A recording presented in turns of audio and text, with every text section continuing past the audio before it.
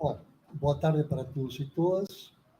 Tenho o prazer de apresentar para vocês o terceiro seminário de pesquisa do Grupo de Origens da Filosofia Contemporânea, que, como vocês sabem, não é o nosso evento anual, que é um evento muito grande, mas é um seminário propriamente de pesquisa, onde a gente tem um contato mais direto e imediato com os colegas. Este seminário, pela primeira vez, ha sido organizado por Arthur Germont e Maria Luisa Rodrigues, que estão fazendo a sua primeira experiência a respeito, e aos quais eu queria agradecer de todo o coração pelo eficiente trabalho. No dia de hoje teremos duas palestras dos professores Ingolf Marx, que está aqui presente, e o professor Guillaume Frechette, que está em Lisboa, e com ambos já temos um longo caminho comum recorrido, e contaremos com participação presencial de parte do público e participação online de outra parte. Todos são membros do grupo de pesquisa. Então, o evento terá um caráter híbrido. Bom, sem mais delongas, eu vou deixar vocês com Arthur Germont, que se vai encarregar dos aspectos técnicos, e passaremos, então, à conferência do professor Guillaume Frechette. Muito obrigado a todos e aos próximos palestrantes. Thank you, Professor Mario. So, without further ado, Professor Frechette, please begin your presentation. I'm just going to enlarge the screen.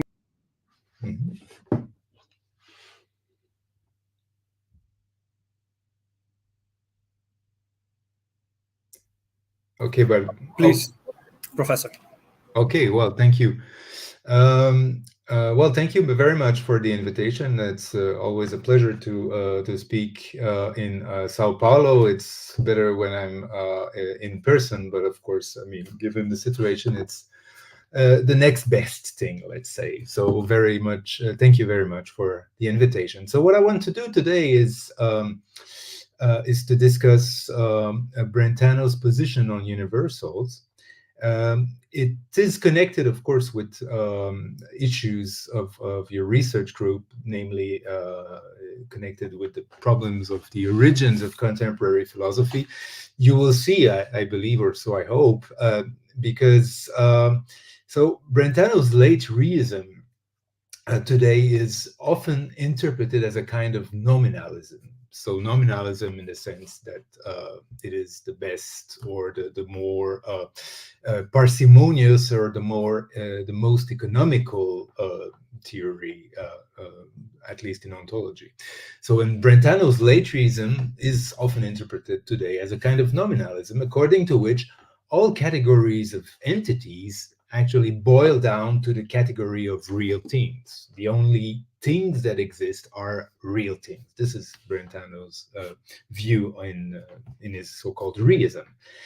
And this interpretation is reinforced by Brentanos' own linguistic remarks about general terms and expressions seemingly referring to entities. Names for irreal entities such as past king or the being P of S, or if you like, the being red of the rose, only seemingly refer, this is Brentanos' thesis, they are, he says, a co-signifying or a syncategorematic expressions. So if Brentanos' late reism is a turn to a form of nominalism, does it mean that this turn is also a turn to the ontological virtues of nominalism, including the rejection of universals? Many seem to think today in that way, and to understand reism as a kind of metaphilosophical stance on what is the best way to conduct ontology. From this perspective, many hold that Brentanos' reism is a turn to ontological parsimony, to the Franciscan barber's adage, entia non sunt multiplicanda praeter necessitatem. So perhaps you're wondering about the pictures that I've put on my slide. Basically, it's a picture of the Harvard barbershop and the Occams Razor barbershop. So I just want to suggest that these are different barber shops or different ontological attitudes. And it seems, I think many believe that Brentano is actually using Occam's Razor as a way of applying ontological parsimony, so as a way of going to the Harvardian barbershop. And I take Harvard here because it's the hometown of Quine, and Quine is well known for this issue and this discussion of ontological parsimony. So such a reading is not so surprising, I believe, since this is since the Harvardian barber or the Harvardian insight has been very much dominant in the last couple of years. So is reism now, is Brentanos' position a kind of nominalism? So we find different philosophers today interpreting Brentanos' reism as a kind of nominalism. We find, for example, Arek Schrodzinski, but also Peter Simons, Uriah Kriegel is also of this opinion, and there are also many others. I think one reason for this reading, and I mentioned it a few seconds earlier, is that Brentanos has this conviction that expressions such as past king or the being P of S only seemingly refer, and they are to be treated as syncategorematic expressions. So it's a little bit like when you find philosophers today saying, oh, or not even today, 100 years ago, think of Russell in On Denoting. We believe that the expression the present king of France refer, but it only seemingly refers. So this is just a simplification of Russell's idea. And in this sense, we could say, well, Brentano has a similar strategy, because he also says that expressions such as past king, or would even say the present king of France, would agree with that they only seemingly refer. So I would say superficially there is, of course, an agreement, but I think it is only a superficial agreement. But since we have this superficial agreement, so some philosophers suggest that reism then must be, Brentano's reism then must be a turn to ontological parsimony. And so they see in Brentano's reism some kind of application of Occam's Razor. Occam's Razor is the dictum, so entia non sunt multiplicanda praeter necessitatem. So they believe that it's just an application of Occam's Razor. And furthermore, they believe that reism must come from a concern about reducing our ontological commitment. And this is the Harvardian barber. So we have here two different positions. The Occam's Razor is to say, well, you shouldn't multiply entities beyond necessity. So you should just stipulate, or you should just postulate the entities you need for your theory to work, and not more than that. This is Occam's Razor. And then you have the Harvardian barber, so to speak, which is a little bit more radical. And he says, well, you should actually reduce your ontological commitment whenever you can. And I believe that many contemporary readers of Brentano see Brentano's position as a contribution to this kind of reducing our ontological commitments. I think that they have grounds for this, and one of these grounds is the Brentano's conviction about such expressions as past king or the being P of S, etc.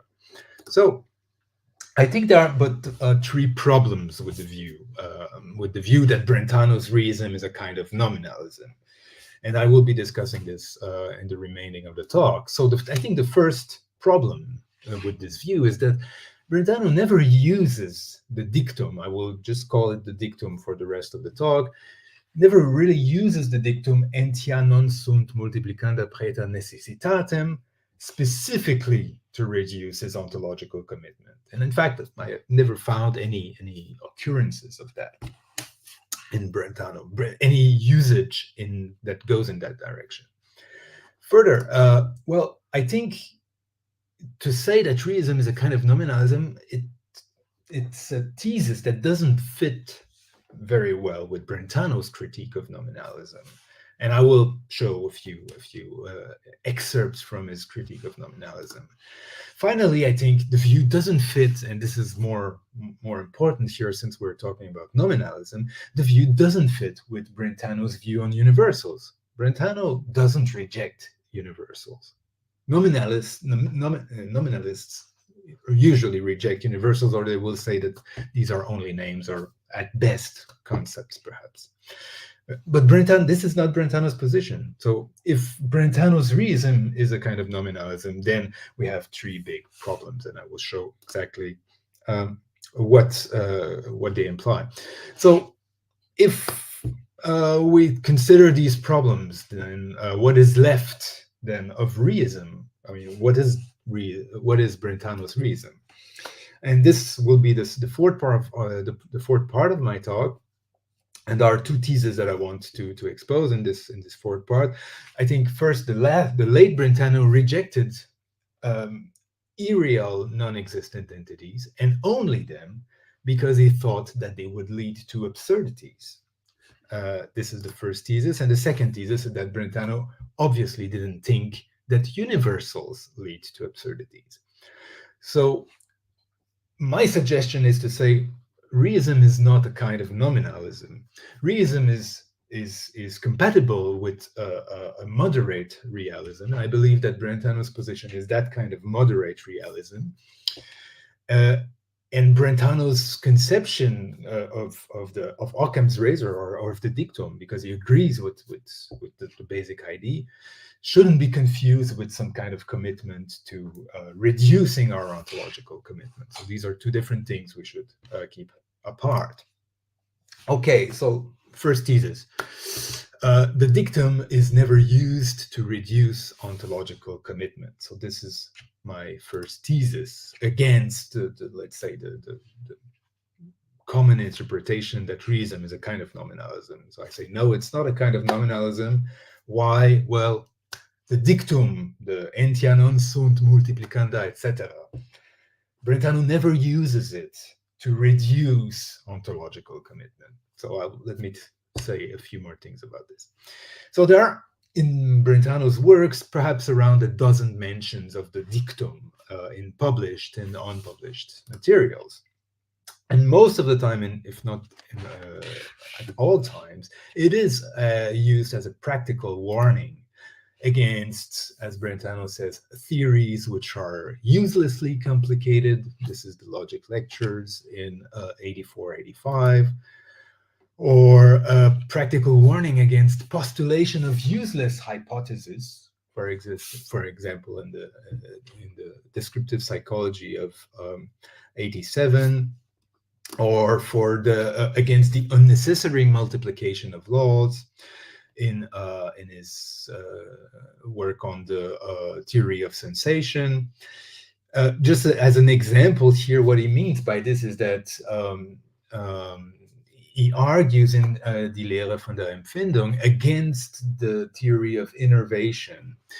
He says, well, we can actually carry on everything we need to do in descriptive psychology or in psychology in general without this theory. We can achieve the same results without the theory of innervation.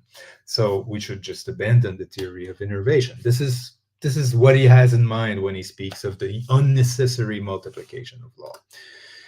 Or as an argument against, or as a warning, against the postulation of entities in arguments such as the intelligent design argument, so in philosophical theology. So I think there are two sources of Brentano's use and understanding of the dictum, or entia, non sunt, multiplicanda, etc., etc. There are two sources in Brentano's use and understanding of the dictum, which he calls Occams durch Newton sanktionierter Ausspruch. So the sentence sanctioned, Occam's sentence sanctioned by Newton. So this is a formula. This is an expression that we find in the logic lectures, and also in the psychology of the senses. So there are two sources. The first source is William Hamilton. And William Hamilton has a large piece on ontological parsimony from 1853. And in some respects, I think some of the issues that Hamilton is dealing with are closely connected with what we call today ontological parsimony, but there are huge differences, though. So Hamilton says, well, Occams Razor, or the sentence entia sunt multiplicanda praeter necessitatem, simply embodies Aristotle's diktat, and Newton's first and principal rule simply repeats Aristotle's law. And then this is one source. The other source is John Stuart Mill. And again, Mill and Hamilton probably, Mill got it from Hamilton and developed it a little bit further, but so now quoting Mill, Mill says, when Newton had shown that the same theorem would express the condition of the planetary motions and the conditions of the fall of bodies to the earth, it would have been illogical to recognize two distinct laws of nature. So this is what people like Mill and people like Hamilton have in mind when they think or when they talk about Occam's Razor. The idea is that if you can explain, for example, the movement of a body to that falls, let's say, on the Earth with gravity, well, you don't need, if gravity is enough, you don't need a second force. You don't need to postulate the second force that would act, let's say, for bodies that are larger than 1 kilogram or something like this. It's gravity for both small and large objects. Okay, and this is basically what Mill and has in mind, and this is also what Hamilton has in mind. And so here I underlined this idea that it would be illogical to recognize two distinct laws of nature. And this is also why I say, well, Brentano's view about the dictum is a view about is a, let's say, a practical warning against theories or positions that would lead us to absurdities. So this is what John Stuart Mill has in mind. This doesn't have to do with reducing our ontological commitment, at least not in the way as Quine puts it in On What There Is and other works. This has to do about avoiding illogical reasonings or avoiding absurdities in general. Okay, so in short, what I wanted to say here in this first point is the following. So the dictum in Brentano's view is never used to reduce ontological commitment. Reducing one's ontological commitment may also eliminate absurdities in a theory, so that I concede. But eliminating but what I negate, what I'm negating, and this is why I separate ontological commitment from the fear of absurdities. But what I negate is that eliminating absurdities always reduce your ontological commitment. So Brentano uses the dictum, in other words, not to reduce the ontological commitment of his theory, in the sense that nominalism is the best possible theory because it is economical. He uses the dictum to eliminate what the theory doesn't need, and yet without changing the theory, if you like. So we still have, for example, in the case of Newton, with gravity and some other force that we would so postulate for some reason. The idea is that, well, we still keep the theory of gravitation. We don't change the theory. We just let the postulation of extra entities aside, and the theory remains the same. It doesn't reduce the ontological commitment of the theory. We just exclude things that lead to absurdities. So it may come to a view which would be nominalism. It is, of course, possible to reduce your ontological to eliminate absurdities and to reduce your ontological commitment. Of course, that is perfectly possible, but it is not necessary. This is my point. So you may eliminate absurdities in your theory without reducing your ontological commitment. And another point I think that shows up quite nicely in the quotes that I mentioned, the dictum applies merely to hypotheses and laws. It doesn't really apply to entities, but to hypotheses and laws. So in short, what I would say is that the Newton-Millian meaning of Brentanos Occams durch Newton sanktionierter Ausspruch, so the Occam's sentence sanctioned by Newton, could be reformulated in that way. Do not multiply laws beyond necessity. That is, in such a way that would make the theory illogical or that it would lead to absurdities. So this is, I think, the basic view of Brentano about the dictum. So this is my first point. So let me move now to my second point. So I don't see you and I don't have any background of the crowd, so I have the impression that I'm talking alone. So I hope you're there because I don't have any background. So, okay. So my second point now, Brentano's critique of nominalism. So I said earlier, I don't believe that Brentano's reason is a case of nominalism. First, I showed that, well, if we take his conception of the dictum of Occams Razor, we see that he doesn't use Occams Razor in the way that people like Quine or people that are nominalists would use Occams Razor. He uses it in the sense that he wants to avoid absurdities, not to reduce ontological commitment. So this was my first point. My second point is to say that, well, Brentano's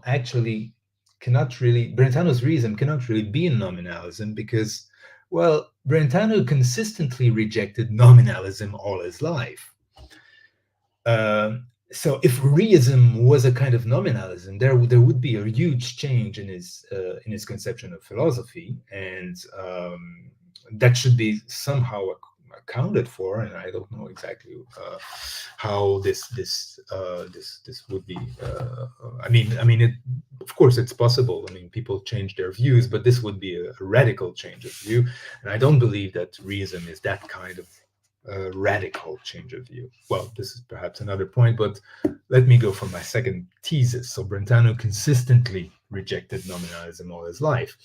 So there are many critiques of nominalism that Brentano formulated, and it started very early in his career, in the Metaphysic Lectures of 1867, for example, where he says, well, nominalism, according to nominalism, general names are only names, so they don't designate anything else. They are just names, and there is nothing general except names. So if we say that these three triangles share some property of being equilateral, well, we are not talking about triangles or some kind of objects or some kind of property that would be shared by these objects, but we only speak about general names. And so this is a variation of Mill in his article of 1865. So Brentano has an argument against the nominalistic view. It's a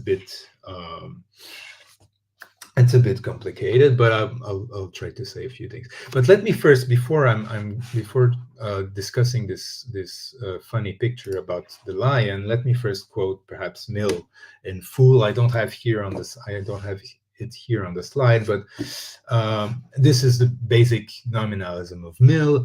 Mill says, general concepts, therefore, we have, properly speaking, none. So we don't have general concepts. We have only complex ideas of objects in the concrete, but we are able to attend exclusively to certain parts of the concrete idea. And by that exclusive attention, we enable those parts to determine exclusively the course of our thoughts as subsequently called up by association. So nominalists, Brentano stresses in his metaphysics lectures, consider human and humanity as one and the same. There are no collectivists and divisivists for them, although he believes it might be easy to convince them that logical parts are divisible. So in these lectures on metaphysics, Brentano discusses and rejects nominalistic positions about metaphysical parts. And these metaphysical parts are what I pictured here. You see this lion, Simba or whatever, it's just an individual lion, and he's hungry. So the lion's anger, or Simba's anger, we can of course talk about it, but it is a part somehow of the lion. So I'm not sure if I'm back online. So it is a part of the lion, but you cannot have Simba's anger without having Simba. So you cannot have this here without having this here. Okay. So take, for instance, some lion. This is my reconstruction of Brentano's argument. As metaphysical parts of the lion, we distinguish its nature, its form, its anger, etc. Now, is the lion a collectivum, a collective, composed by these parts? So lion's anger, lion's hate, etc. So if it's a collective, the lion's anger could exist independently of the lion, and it doesn't make sense, right? Second possibility, well, if the lion is not a collective, then the metaphysical parts of the lion are called divisive, so parts that can be somehow conceptually separated, but they are not independent. Okay, they are divisive. Now, the nominalist may consider the lion and its different parts, let's say here the lion and the lion's anger, in different ways. First, he may argue that both the lion and its metaphysical parts are simply phenomena. So this is a strong skeptical stance. Okay. He may argue that both the lion and its, he may characterize the metaphysical parts as simple phenomena. So the lion's anger, it's just a phenomenon. But the lion, there's a lion in itself. Okay, what we see is the lion's anger or something like this, but there's an object in itself. And this is the Kantian skeptical position. So if you like, it would lead to Kantian dualism of phenomenon and thing in itself. Or the nominalist may characterize the metaphysical parts as real, but the substance as a fiction. So the second position was epistemological. The third position is ontological. So it is the substance would be a fiction. And this is the account defended, for example, by Hume, by Wundt, by Fechner, and by Mill.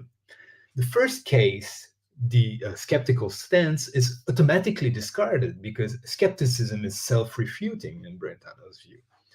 The second view is also rejected because it leads to skepticism. The Kantian view leads to skepticism. And finally, the third stance is rejected because it goes against the immediate axiomatic evidence that there are no thoughts without someone or something who thinks. Okay, so this is what I have here in the part of the quote. This is taken from the metaphysics lecture. I'm sorry I don't have an English translation of it, but let me read it in German and perhaps I can translate it on the fly. In dem Begriff jedes Akzidents ist der Substanzbegriff wie in der Farbe unter anderem der Größenbegriff, in dem der Bewegung der Zeitbegriff etc. enthalten. Woher sonst der Begriff Substanz? Nackt wird nicht wahrgenommen, wenn also nicht in den Akzidenzien, dann gar nicht. Wie gesagt, es ist jedem, der noch nicht irgendeiner Schule seinen Verstand eingebüßt hat. Here has the Kantian philosophers in mind. So it is for anyone who didn't lose his mind to some kind of school, it is absolutely evident that the concept of substance is contained in everything that we perceive. So the idea is basically this: is that when you have a thought, well, you have also a correlative concept, the concept of a thinker, and then when you have a metaphysical part, well, you have the metaphysical part is a part of a substance, and in that way, this is what he calls an axiomatic evidence. This is not something that you experience in inner perception or whatever. It is simply as evident as the evidence or the self-evidence of the proposition that there cannot be something that is both blue and non-blue at the same time, you know. Okay. So this is the critique of Brentanos, or the critique of nominalism presented by Brentano in the metaphysics lectures in 1867. But later on, Brentano still has this critique of nominalism, and he argues in length against Guastella, a philosopher who was actually pretty close to Ernst Mach at the beginning of the century, against what people like Michael Levitt and David Armstrong called ostrich nominalism in the 70s or the 80s of the last century. But this is basically the same position that that Brentano attributes to Guastella.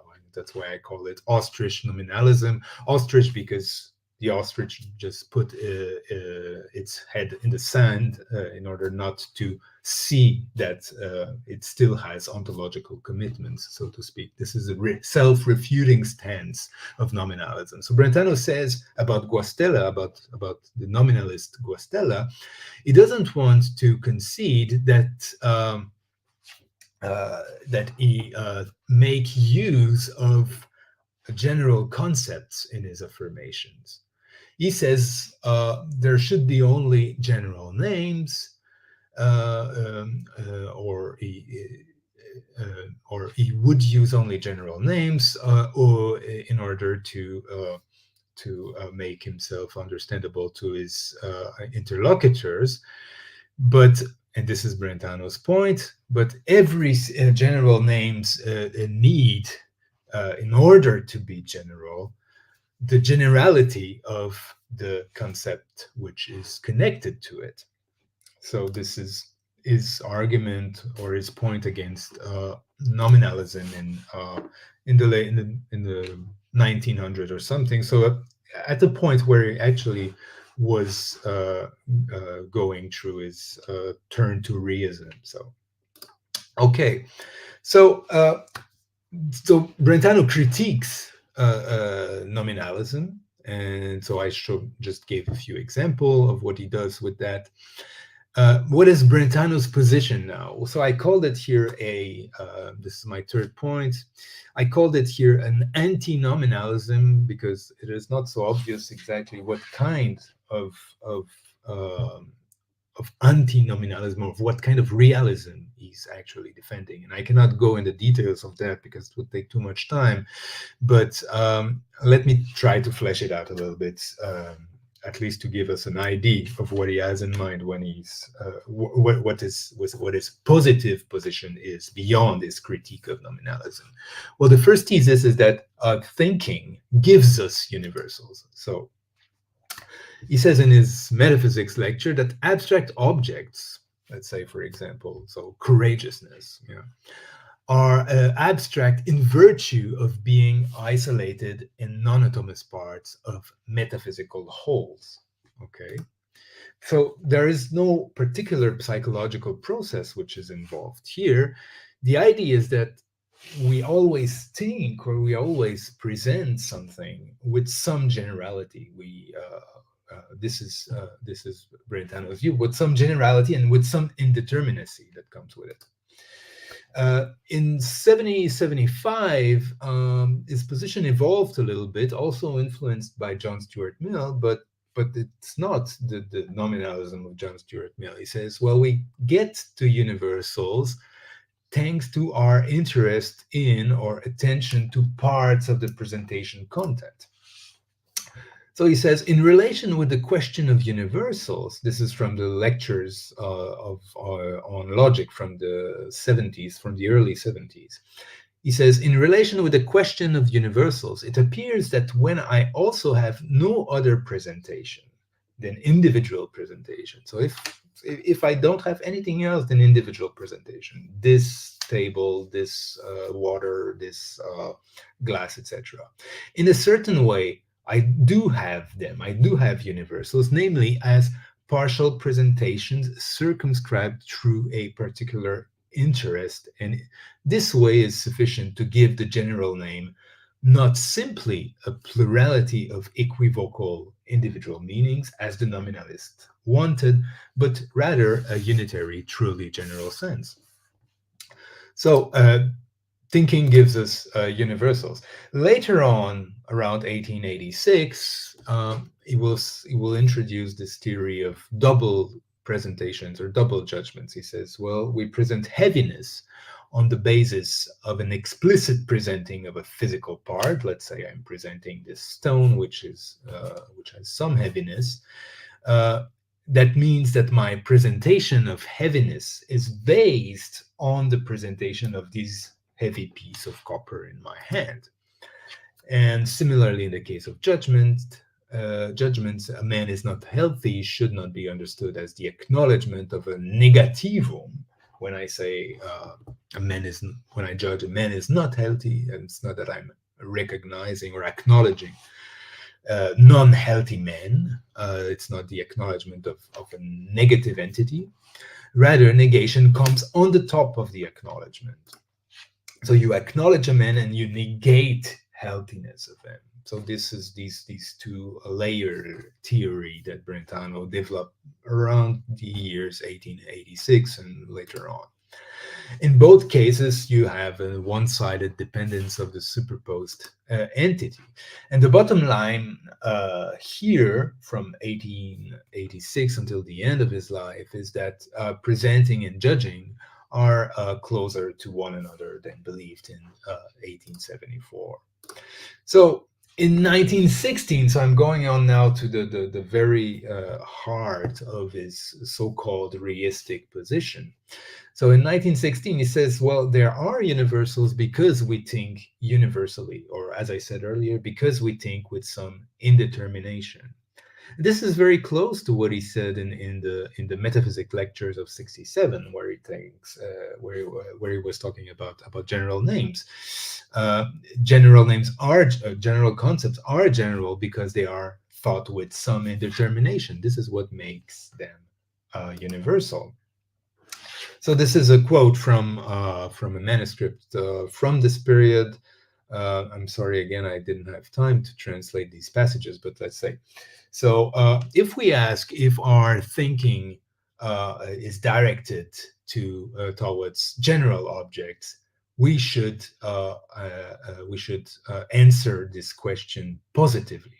So what he says, well, when is it possible to think courageousness? Brentano says yes.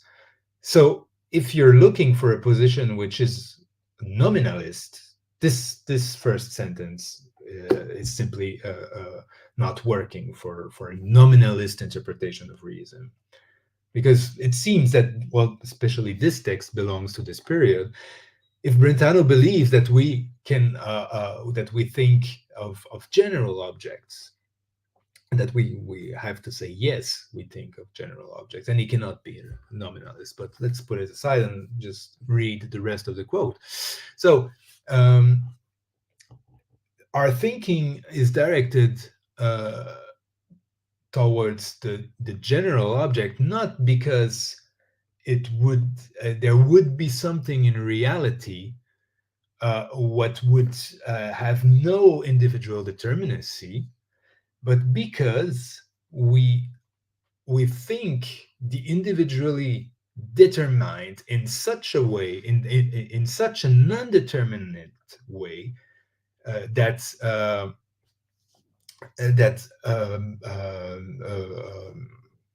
many individual determined things can be in the same way, can correspond to our thinking in the same way, or can correspond to our thinking in the same way.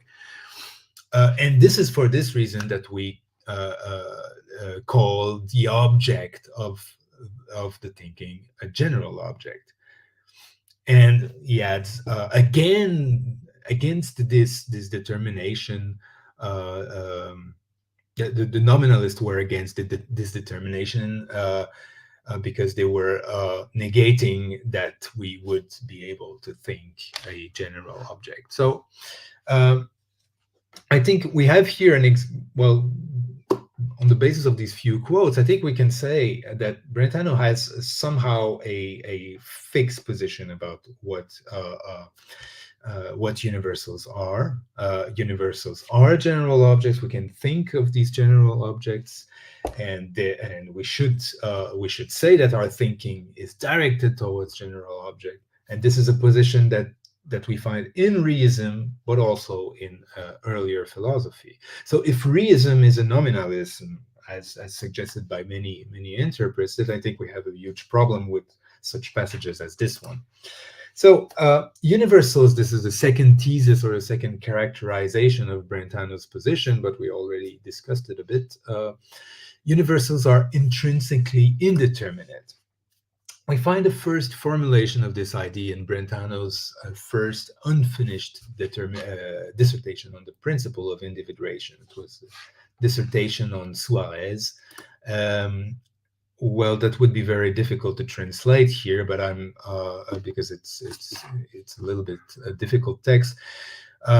But this supports basically what we had here in the quotes on the psychology. So you see basically you find basically the same thing in the context of an interpretation of Saint Thomas about universale est quod est unum in multis. Brentano accepts, of course, Thomas's interpretation, Thomas's view. I mean, okay, good.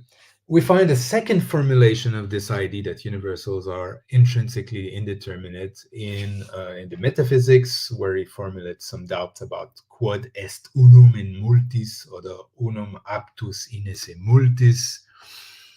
And then again, it's about Unbestimmtheit.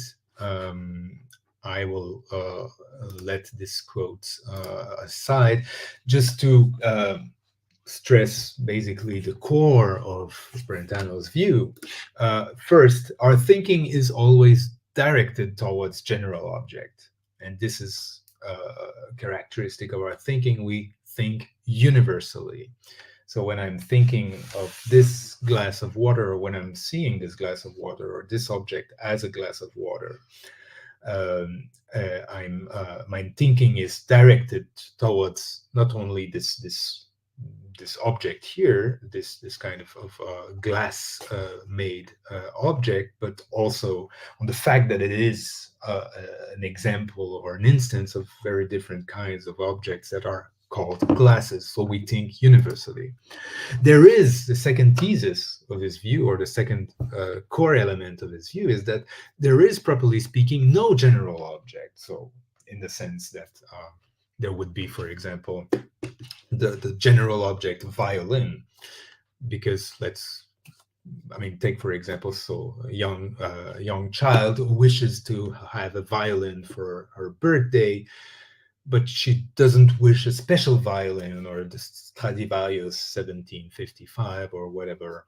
She wishes some violin. Okay, so it's not that she's wishing one object which is called some violin. And so this is what Brentano says. There is, properly speaking, no general object.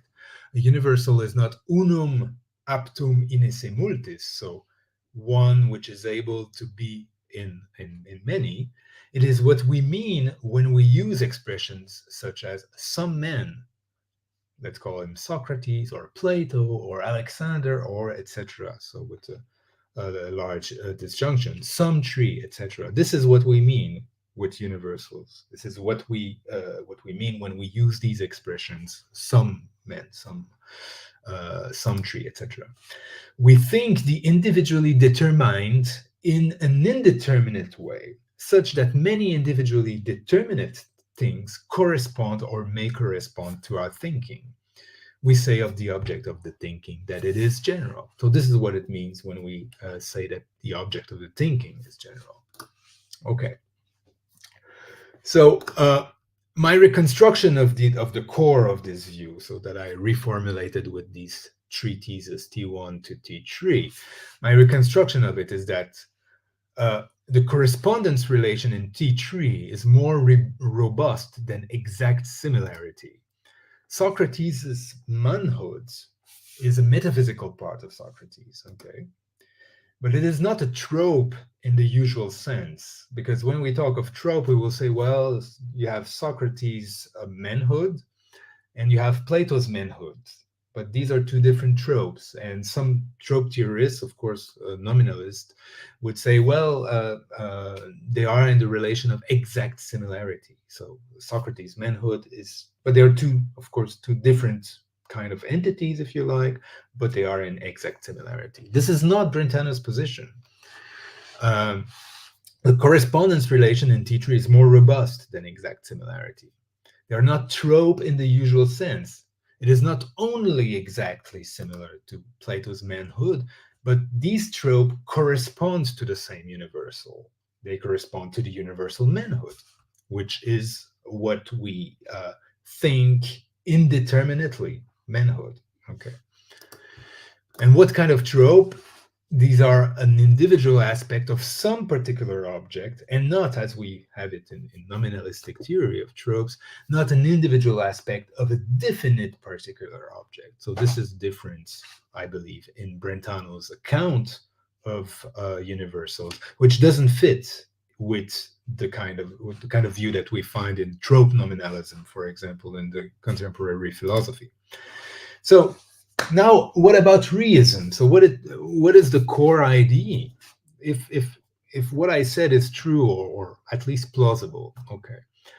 So how should we interpret reism in Brentanos' view that there are only real things exist? Okay.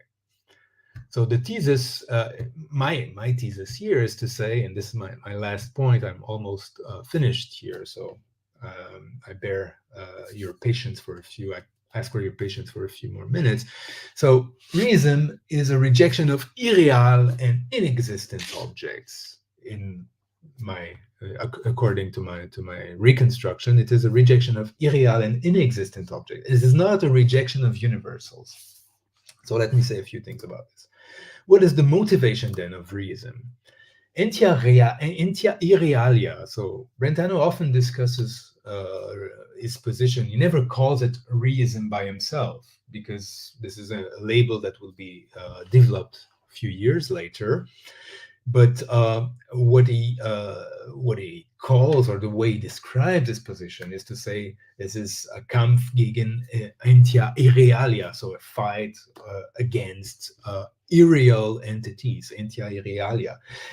Why? Well, entia irrealia, says Brentano, leads to the absurd hypothesis of infinite multiplicities. Brentano was absolutely against Cantor, against Cantor's view of infinite multiplicities, and he believed that this was an absurd hypothesis. And entia irrealia is fight against such entities is a fight against absurdities. And then now you see we come back to this idea that Brentano had with about Occam's Razor, namely that Occam's Razor is a thesis that allows us to avoid absurdities, not to reduce our ontological commitment. This is what he wants to do. Entia irrealia are such as infinite multiplicities, for example, should be avoided because they lead to absurdities, not because we have to reduce our ontological commitment. And he has also a similar strategy when he rejects entia irrealia. Entia irrealia are for him, for example, states of affairs. He believes that states of affairs are entia irrealia, and that they lead to absurdities.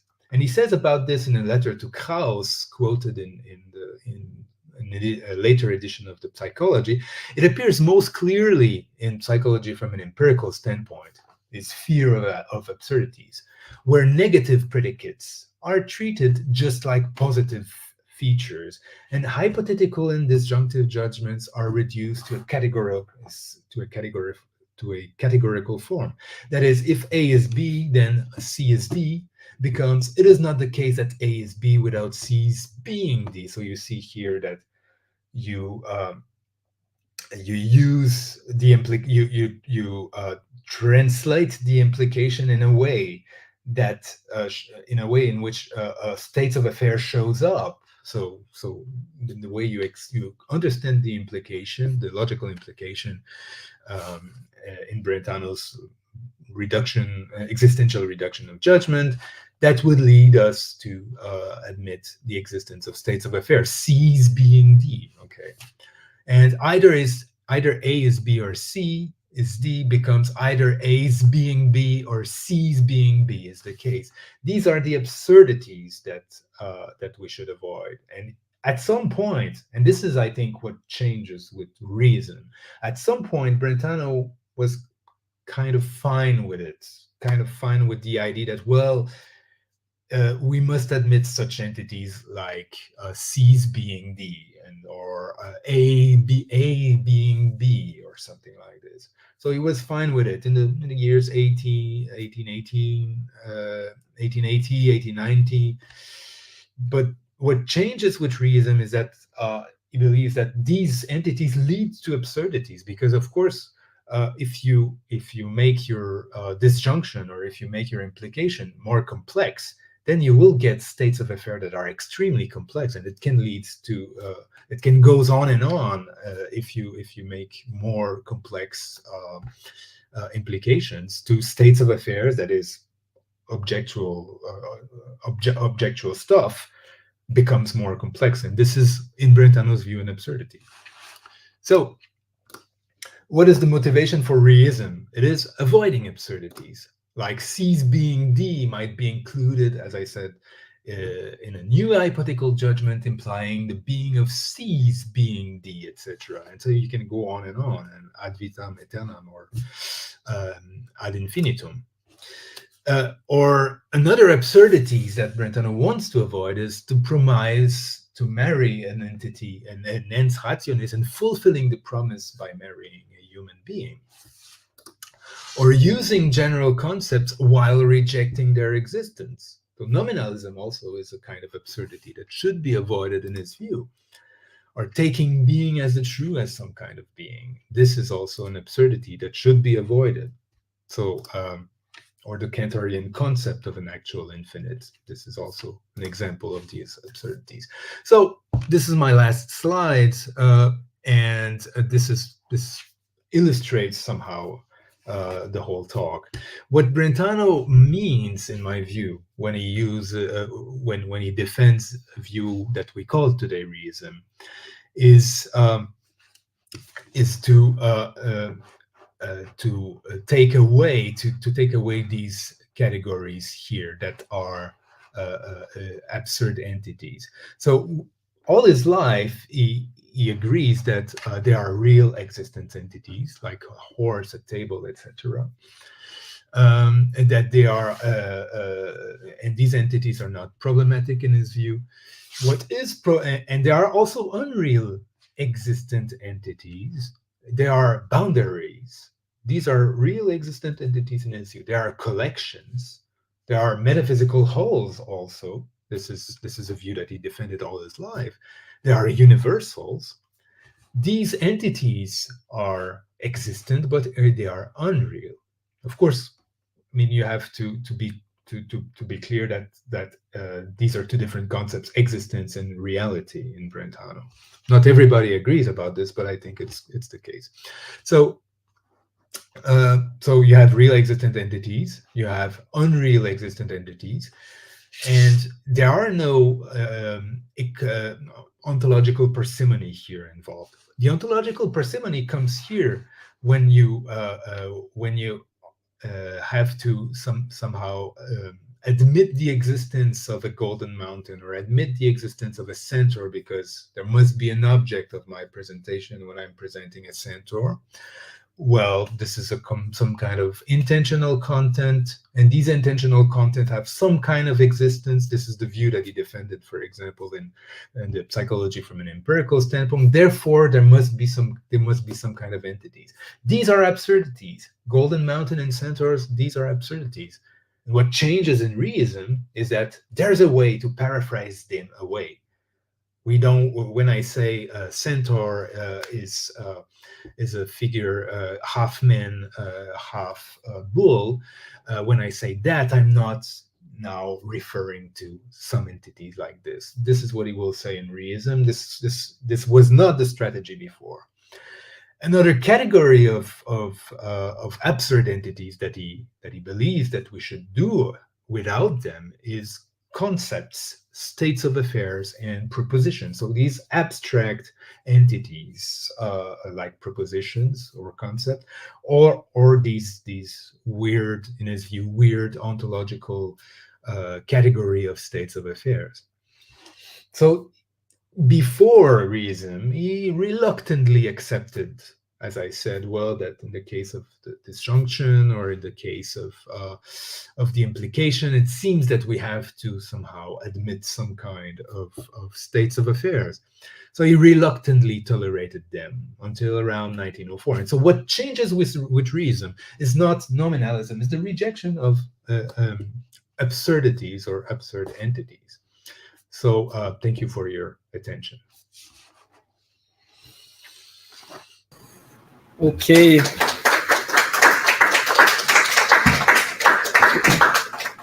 Thank you very much, Professor Frechette. So now what we're going to do, we're going to put everyone that's waiting here in the transmission. Professor Evandro,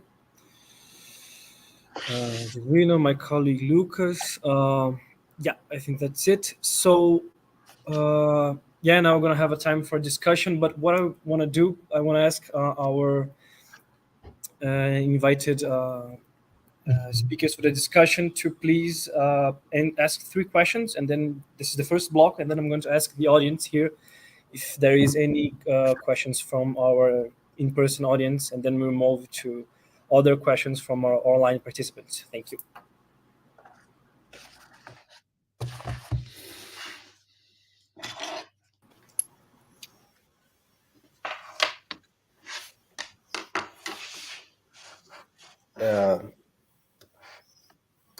Good afternoon. Hi. Is it Evandro? Yeah, it's me. Okay. How are you doing, Frechette? Good, how are you? So it's a pleasure hear you talking about Brentano again. There is so much time that I can't hear you. And yes, a very interesting interpretation about this so hard and complicated thema in last Brentano. And then I have some questions, but I think I need to think about much more into September, and then we can talk about, and maybe you can explain me about a lot of points. But yeah, I think after here this position and so interested exposition and your interpretation, I think I can see an interesting development from from your concept of Brentano's thesis revised that you wrote at some years ago, and we translated to Portuguese. And in your interpretation of Brentanos' thesis, we can saw that you have prepared the field to present a lot of solution and about a lot of themes in Brentanos' theory. Then I of course I can understand that what are you doing now is the development of a hard job that have a lot of years in the development. But my question, and I think maybe Jesuino will talk some. Só um minuto, Evandro, que eu acho que o Frechette talvez tenha caído. Ok. Ele sumiu, né? Caiu. Tornou-se uma abstração semântica. Yeah.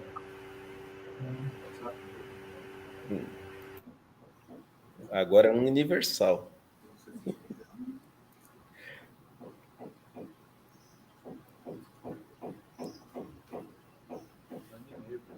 Mandando agora.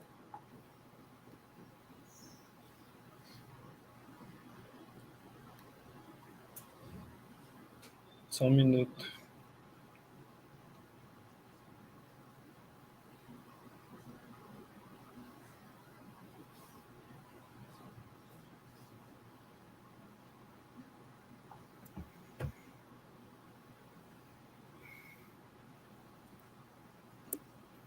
There he is.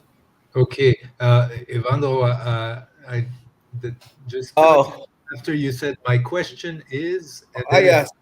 it stopped. So I'm sorry, perhaps to repeat. Yes, I will. Yeah, I will ask again. Yeah. My question is about the rule of Brentanos' theory of the evidence, or how I can understand the Brentanos solution that was developed in around 1889 in the text about the evident judgment. If I accept the idea that there are no more irrealia, for example, I think I'm asking it just to real you, but I have an interpretation that your exposition can lead us to a solution. And because the idea of irrealia, they are not necessary to take in the base of the judgment one proposition that is a contradiction. I suppose it's working in your theory, but I would like if you can explain something more. I would like to hear about what's the place of this Brentano solution about the theory of evidence or the evident judgment, and how can I understand it work in this time? Right. There's a lot to say about this this text on evidence. You're thinking. I think you're thinking about this conference he held on Wahrheit und Evidenz. I think so. Truth and evidence, right? This conference of 1889. I think, right? I think that's what you have in mind. Yeah.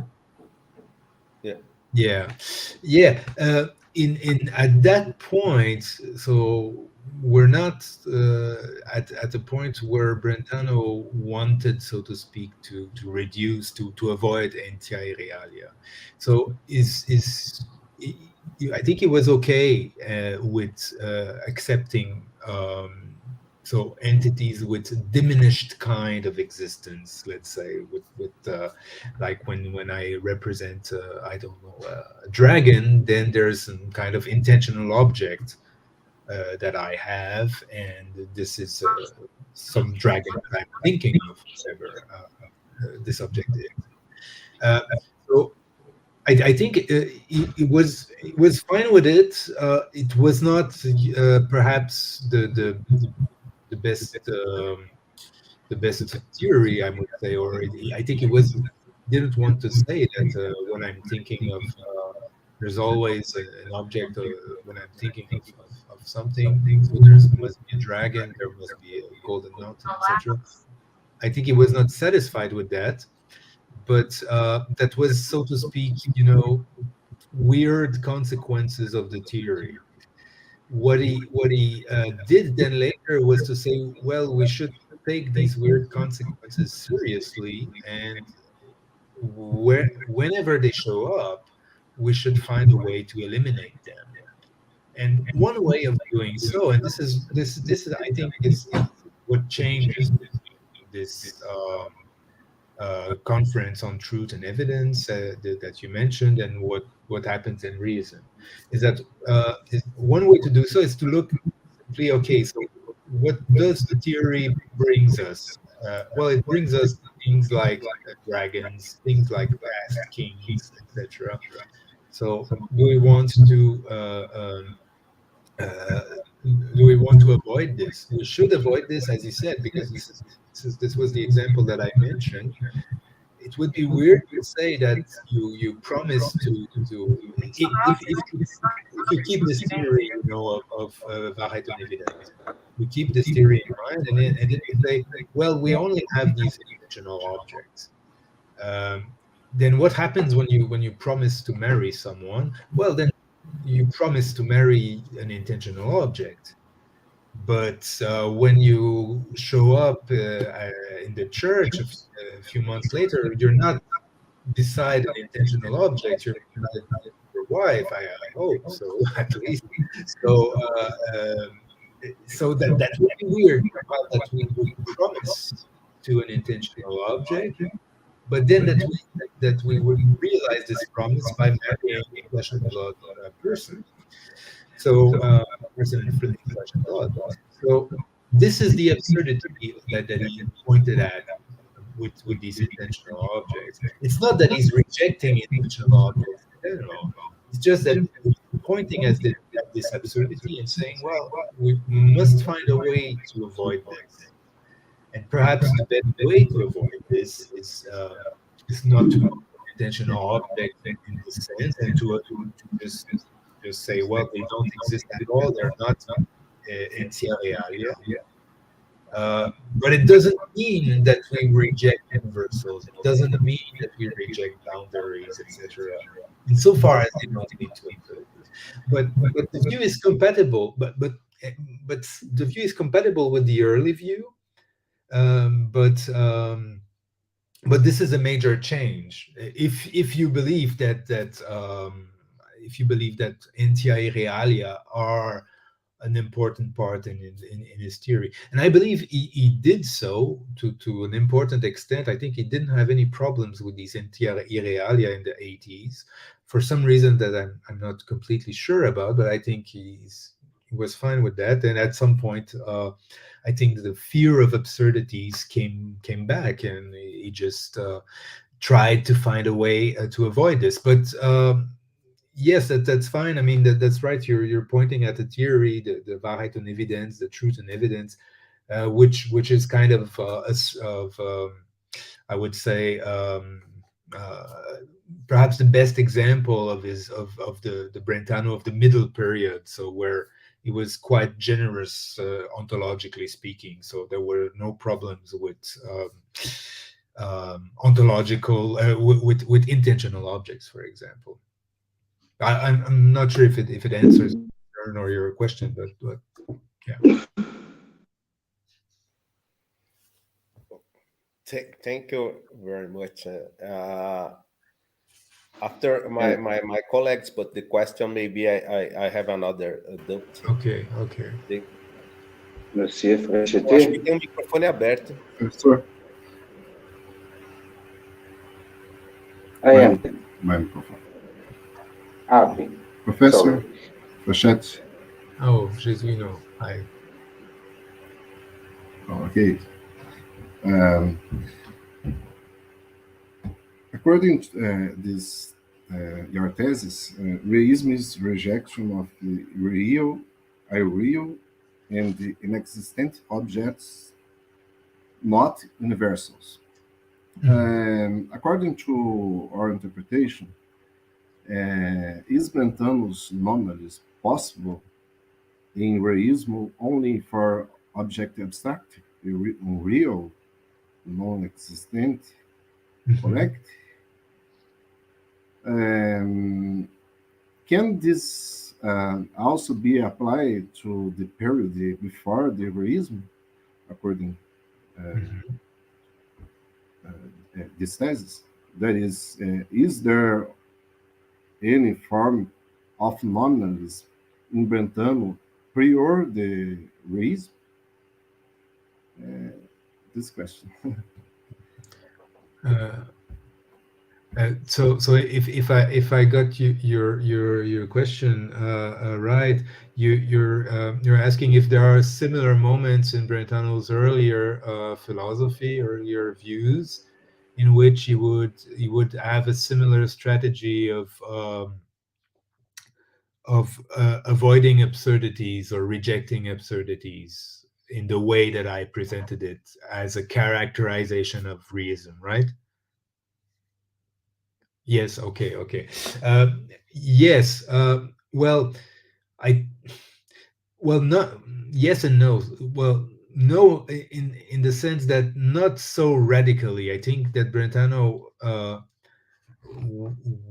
wanted in general to avoid absurdities. I think this is clear in his philosophy. It is a very strong concern, but not in the same way as in reism. He seems to be very acute about problems that come from his theory and problems that are, in his view, actually absurdities.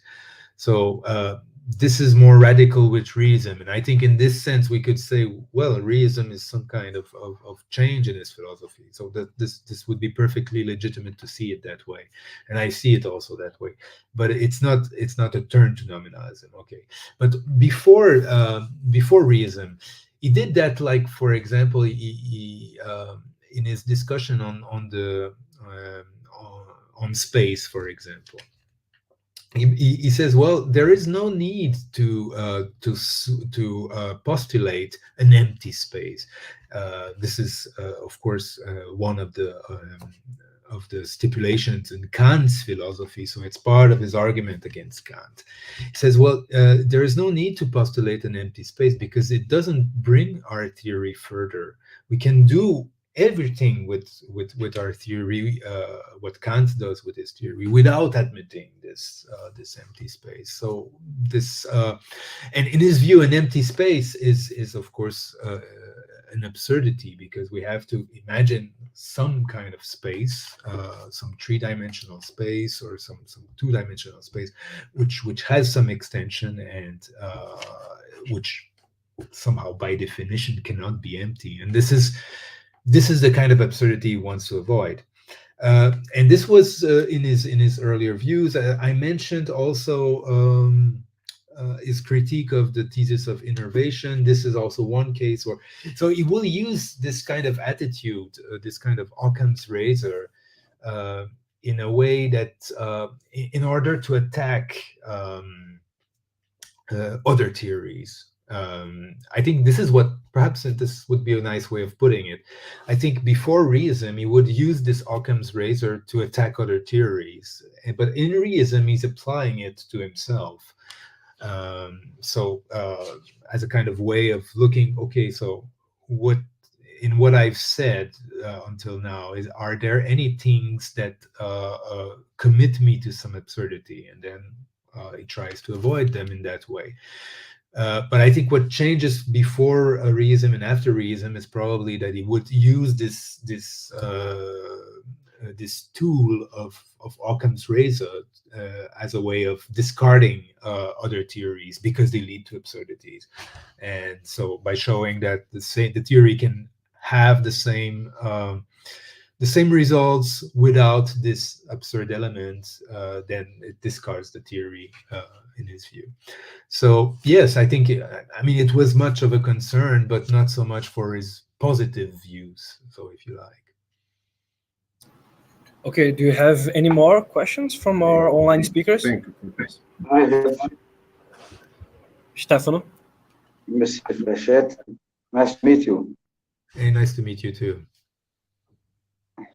Do you hear me? Yes, Do you hear absolutely. me? Sorry, my transmission is very bad. Do you hear me? Yes. Yes? We hear you. Okay, I have some questions of understanding. You say in your speech that the acceptance of concepts, so that Brentanos nominalism is about abstract objects belong to the category of irreal and non-existent things, such as concepts, propositions. My first question is, what is the absurdity to accept a concept as something which has some objectivity? What are the absurdities that the acceptance of a concept leads? What are these absurdities? Is there a demonstration of the absurdity in Brentano?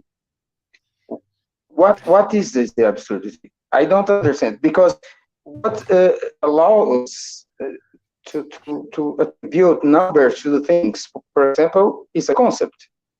Absolutely. When I say books on the table, I have an answer.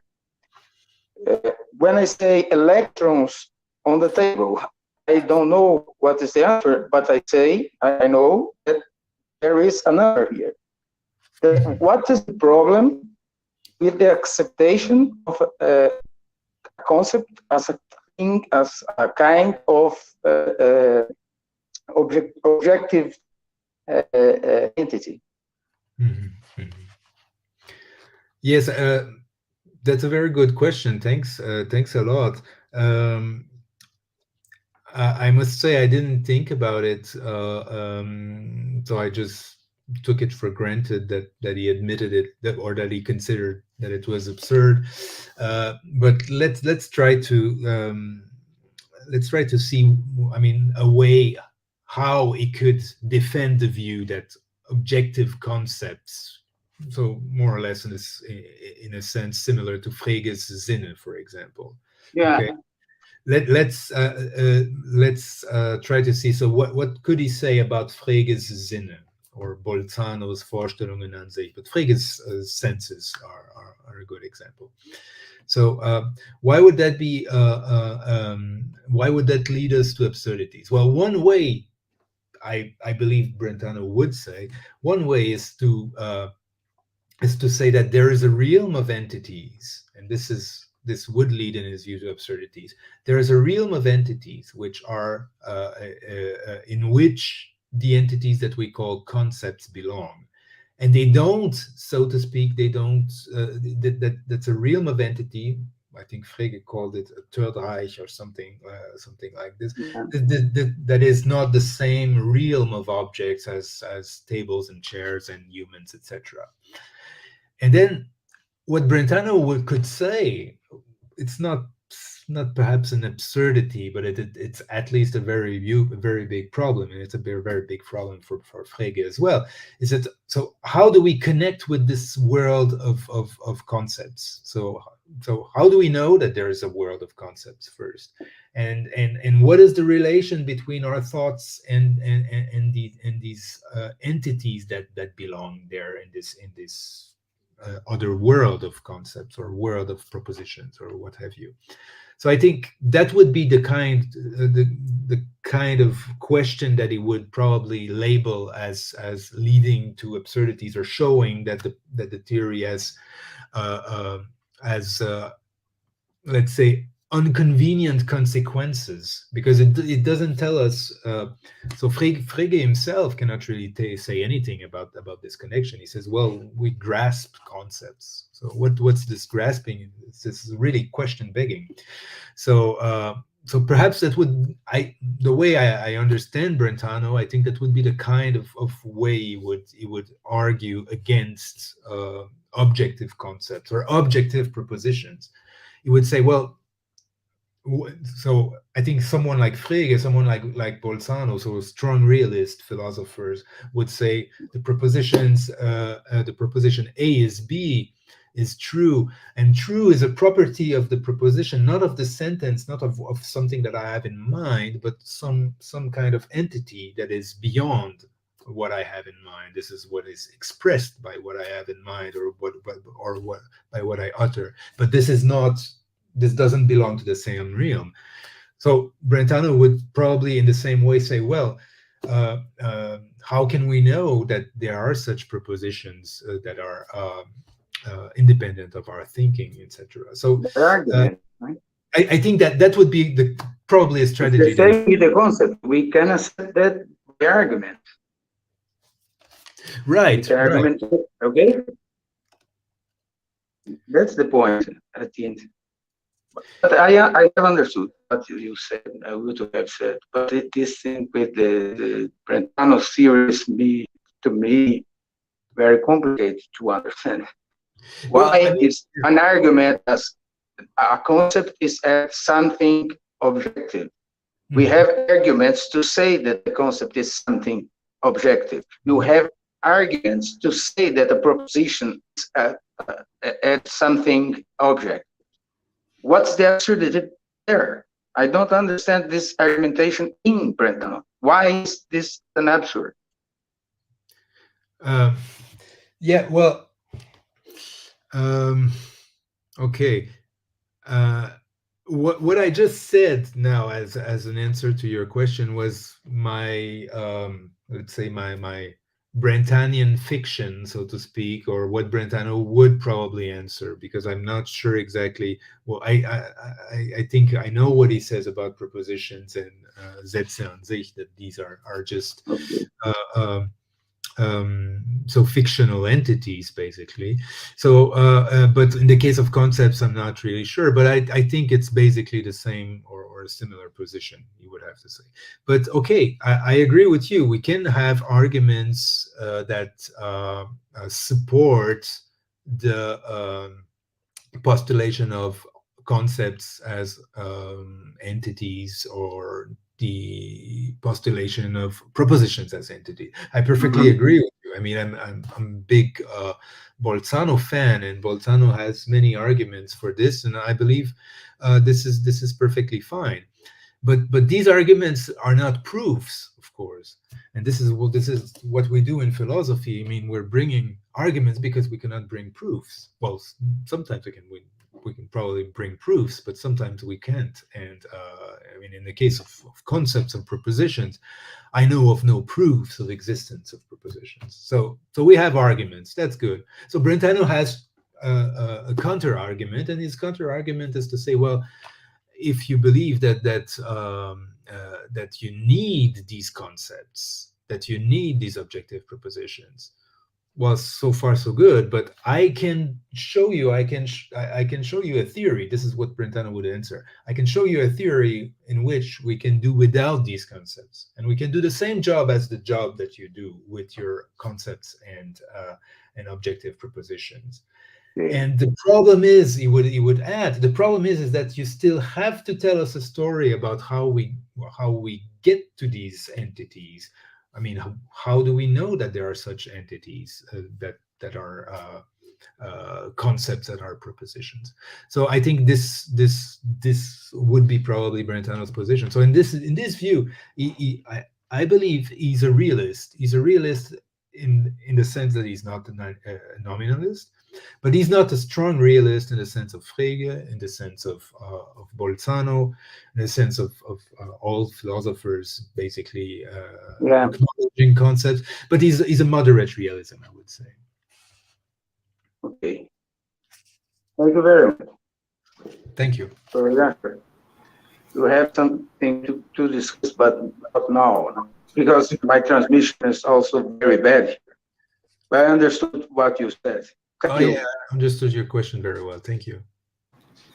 Okay, so before we move on with our online questions, does anyone in the audience here in person has a question? Come in. Yeah.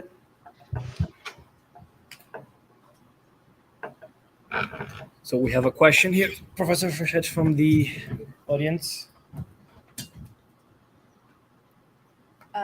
Thank you very much for your talk. Thank you very much for your talk, Professor Frechette. I'd really appreciate to hear a little bit more between the connection about the connection between judgment and, for example, the thinking, because as I understood correctly, metaphysical parts are not thinkable, not conceivable, because we think only universally. Mm-hmm. And as you said that, for example, states of affairs, propositions, and also concepts are not only unreal, but also, for example, non-existent. I mean, I understood everything about this. I understood these concepts, thinking that we can't conceive this kind of proposition because they connect metaphysical parts to substances. I mean, if this act of connection is an act of judgment, how can we conceive the relation between judgment and thinking? Because I thought that this judgment would be, for example, an act of thinking. I don't know if I put the question correctly, but I'd really appreciate to hear a little bit more about it. Thank you very much. Yes, thank you for your question. Yes, absolutely. I agree with you. A judgment is something that belongs to the cognitive sphere, okay, in the sense it is some kind of thinking, if you like. Well, considering so my point with the metaphysical parts was a point inside a point on by Brentano against the nominalists, and the idea was basically, just to sum it up very simply, is that you cannot have the lion's anger without having the lion. So you cannot have an accident without having the substance. Perhaps you don't see the substance. You don't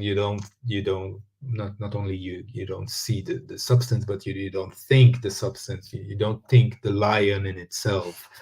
When you think of a lion, you think of some kind of lion which has some kind of features, etc. So, but there are also some indeterminate features in the lion that when you think of a lion, etc. Okay. But you cannot think of the lion without think of the lion's anger without thinking of the lion, and correspondingly, on a metaphysical basis, you cannot have the lion's anger as some kind of trope or of property.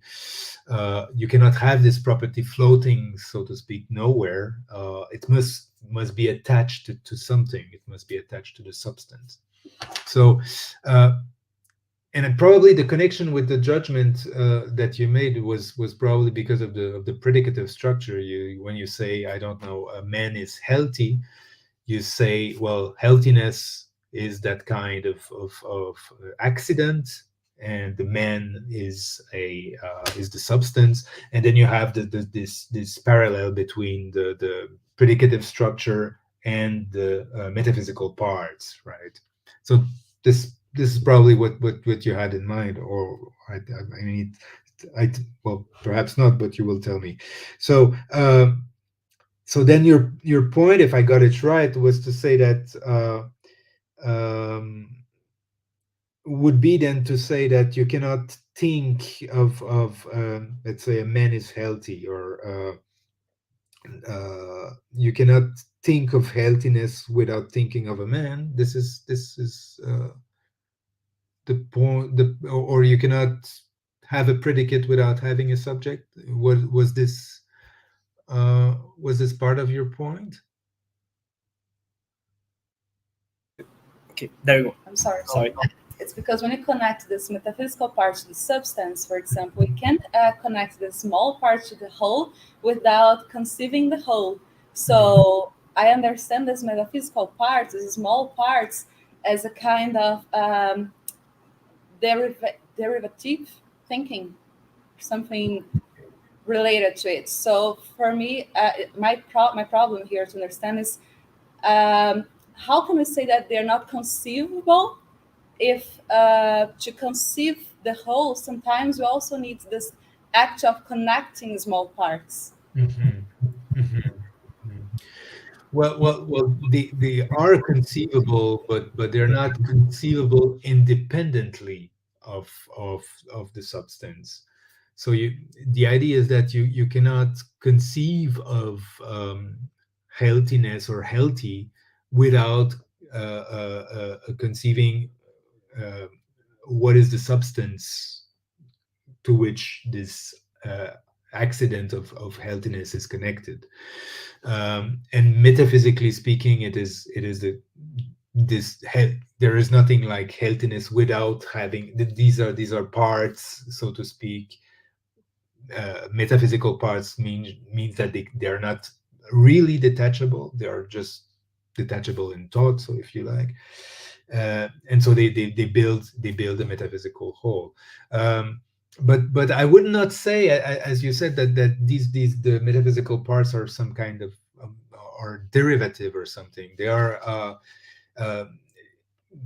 I think because if they were derivative, then we could say, well, when I represent the lion, I represent the substance, full stop. And then we can add a few things and here and there, but they are derivative. They are not important. And this is not, I think, Brentano's view. Brentano's view is I rather to say, well,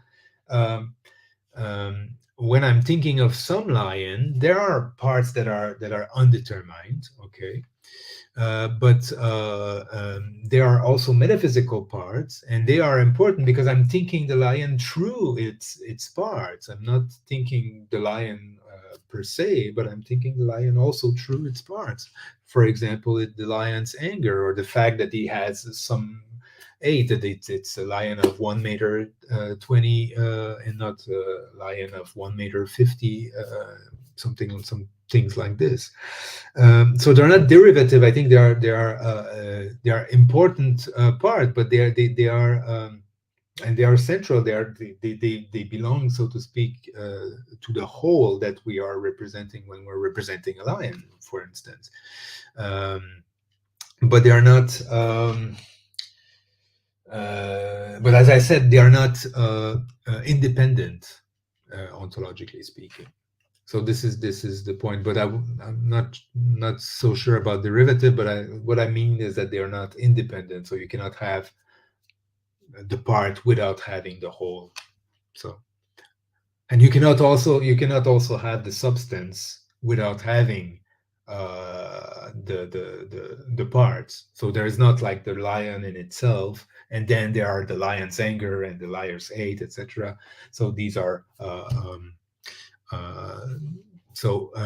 two-sided. This is a two-sided dependency. So one side is dependent on the other. It goes both ways. I hope it helps a little bit. I'm not sure if I'm being clear here. Thanks for your explanation.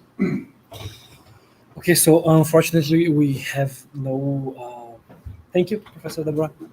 Unfortunately, we have no more time for questions, and I'd like to thank all our online participants and Professor Frechette for a wonderful talk. Thank you. Thank you. We're going to do a quick 10-minute break, and then we'll resume with Professor Ingolf Marx's presentation. Thank you. Good.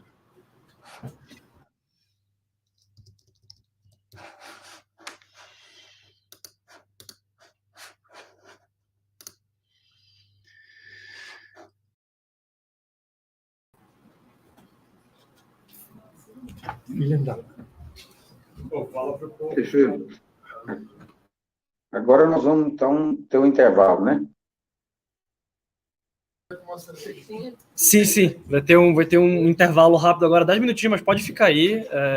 Beleza. Não, eu tô Já a aqui. gente já volta. Eu tô aqui, é porque a transmissão, de fato, está muito ruim. Agora melhorou um pouco, depois que ele foi falando, mas está bem... Tranquilo. Então, Tranquilo.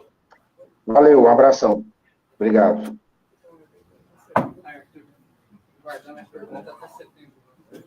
Mano.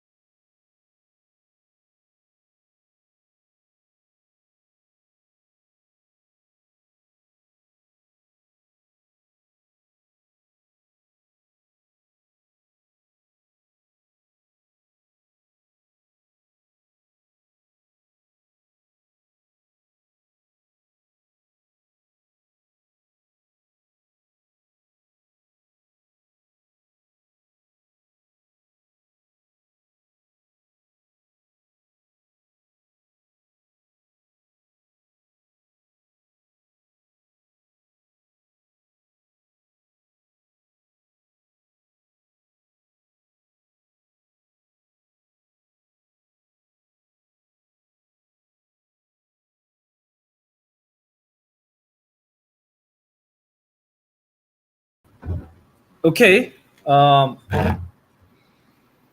Yes. Well, now we're going to move to our second block of the third research seminars on the origins of contemporary philosophy. Now with Professor Ingolf Max, who is here from the University of Leipzig, presenting logic and ethics, theology in Schlick and Schultz. Here. Okay. Yeah. Professor, please, by all means. Thank you very much. I hope everybody can hear me. Yeah, I have some introductory remarks. The first thing is that I have to thank Mario Porter and his whole group for the nice cooperation, I think starting in 2015.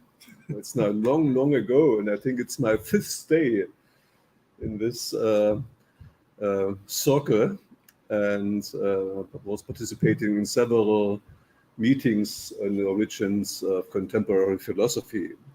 And a special thank is to Arthur and Maria Luisa for preparing and organizing this event, the 3rd seminar on the origins of contemporary philosophy. The second point is, that's amazing for me, that I can feel, so to speak, a kind of interesting network between Sao Paulo, Leipzig, of course, my home city and the place of my university, and also Halle, because Bruno Poli will be in Halle starting next month. And we have also good connection to Vienna, because Lucas Baccarat was and will be in Vienna. And we have also a cooperation with Vienna, with Christian Damböck, and also one of his PhD students is a permanent member of my research seminar in Leipzig. And the other interesting thing is that Brenda will give a talk tomorrow from Leipzig, because she is still there. And also Stefan Estiva will give a talk tomorrow, and he will be there starting early March. So we have a kind of created network, which is so that we can feel, so to speak, in a sense, this interesting network. So my talk is of another kind compared with the talk by Frechette, because my talk is, in a sense, a kind of idea of a project. It's a kind of a program to try to compare two thinkers which were kind of leading figures, integrating figures of two schools or circles. One is Schlick, the famous, which I call integrating figure of the Vienna circle. And the second one is Scholz, Heinrich Scholz, the creator of the Münster school of logic, and he has this interesting and controversial discussed program of metaphysics as strong science. So the idea of the project is to get a kind of result with respect to comparative studies on the positions of Scholz and Schlick. From my point of view, such studies does not exist. And that we don't have such comparative studies is astonishing from my point of view, because we have this importance, so to speak, of both thinkers with respect to whole schools. And especially it concerns their relation towards logic and ethics, theology, ethics more in the case of Schlick, theology more in the case of Scholz. Yeah, and the reasons for this amazing fact are they are both figures, central figures of a school or a circle. As I mentioned, Scholz was a so-called founder, which I call it a founder, also kind of really a leading figure of the School of Münster, created in 1935. And Schlick was the integrating figure in the Schlick circle or the Vienna circle. So there is a first look, we can see a difference because Schlick was able, so to speak, to integrate thinkers of very different types into one community, so to speak, for several years. It's not easy to get this result with professors and well-known scientists and philosophers. The next point is that both had a remarkable interest in logic and theology with respect to Scholz, and ethics, mainly in the case of Schlick, from the very beginning. So one goal of my talk is to show that their interest in logic, so to speak, starts very early, not, as you can read in several papers, later on, so to speak, after kind of switch or move from a young or the first to a second Schlick or first to a second Scholz. Yeah, usually we get the information, it's point C, that both dare to take the step from a traditional to a modern understanding of logic. That's from one point of view true, because in the case of Scholz, there is an episode telling you that he found the Principia Mathematica by Russell and Whitehead in his library, and it was like an enlightening event for him to say that, oh, logic is so important for me and for my program to move maybe from theology to metaphysics and to do metaphysics in a formal logical style. That's an interesting one thing. In the case of Schlick, we have a similar move from, so to speak, the understanding of logic in this style of Aristotle, syllogistics, to the modern logic, first with the Tractatus by Wittgenstein in his Tractatus Logo Philosophicus, and later on mainly with Rudolf Carnap, who was an inventor of a lot of different logical systems and also logical styles. So from one point of view, we have this kind of step, but from the other hand, and I'll give you some examples later on, we have, from my point of view, some kind of continuity between the early Schlick and the early Scholz to the later ones. And which becomes clear mainly from the estate by Schlick, and in a sense also by Scholz, that both thinkers were interested in history of philosophy and also in philosophy of culture, and for example also in the role of genius with respect to philosophy and science.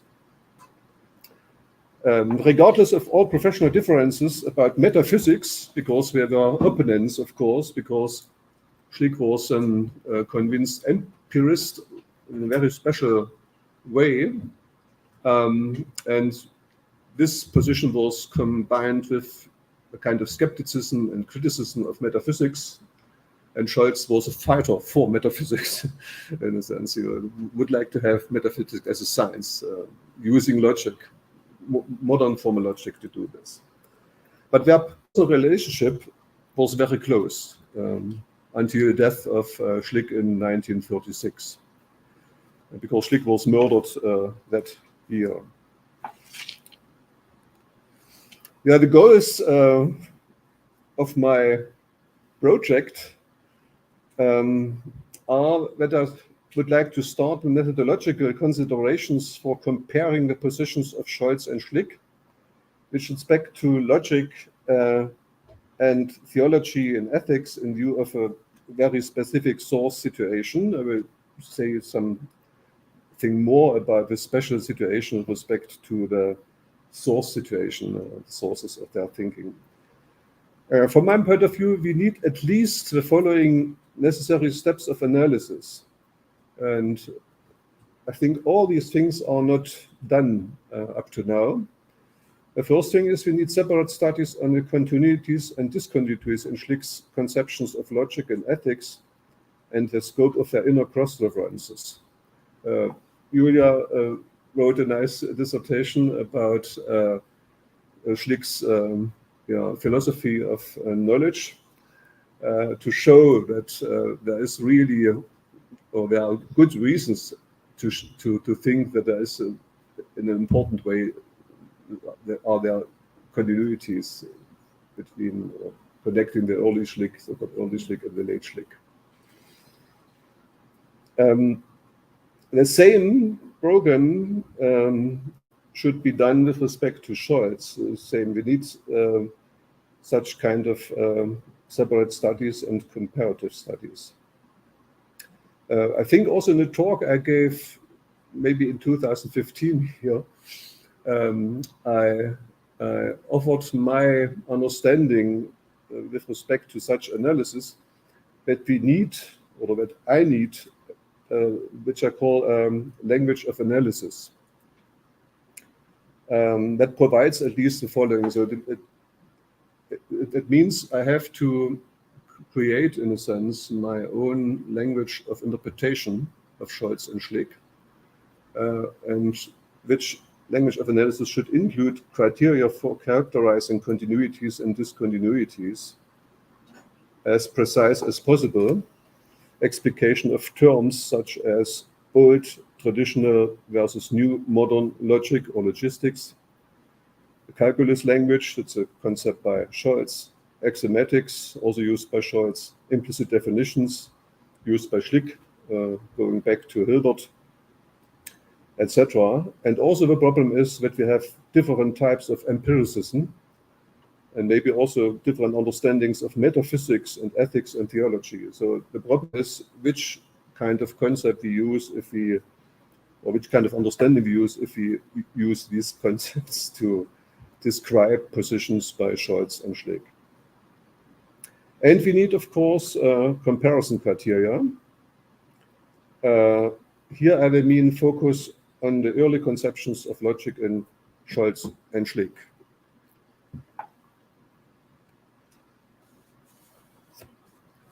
Yeah, first thing is that, so to speak, the data situation is very bad in a sense, or is not so good for comparing Schlick with Scholz. I will give you some illustrations.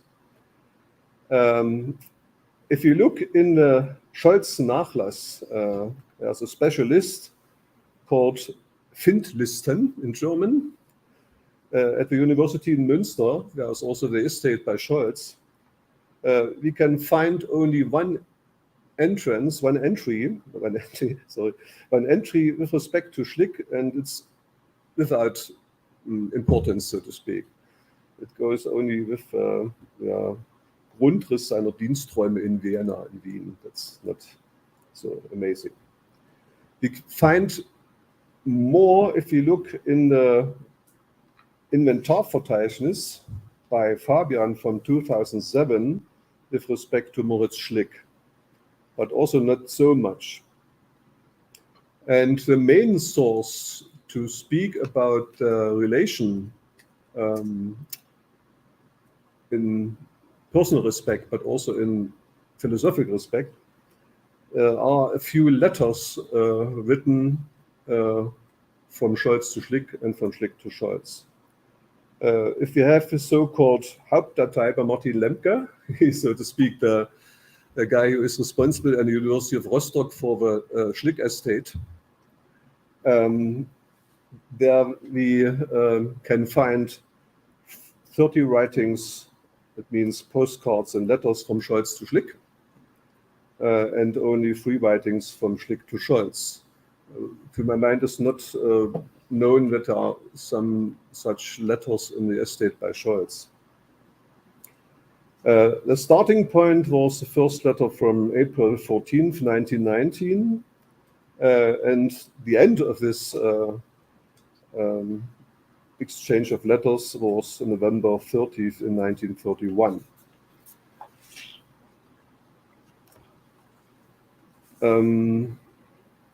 Yeah, the last letter has a special problem, because it's not clear if the last letter was mailed by Schlick or not. because this letter was, so to speak, a discussion about the different understanding of metaphysics and relation between metaphysics and empiricism. Because Scholz wrote his Abriss der Geschichte der Logik in 1930, published in 1931, and it was a very strong criticism against, so to speak, the main positions of the Vienna Circle. And Schlick wrote a highly emotional criticism of Scholz's position in this letter. But it's not clear if Scholz got this letter or not. So the astonishing point is that's the last letter we know, and could be one thesis that there is a kind of frustration in Scholz that there's such a strange and opposite position in Schlick with respect to his position. But Nico Strober, for example, one of the professors in Münster, had this evaluation of this situation. If Scholz had received a letter to that effect, he could have picked up the friendly tone in which Schlick reported on his driving lessons under the California sun. No other letters between the two are known.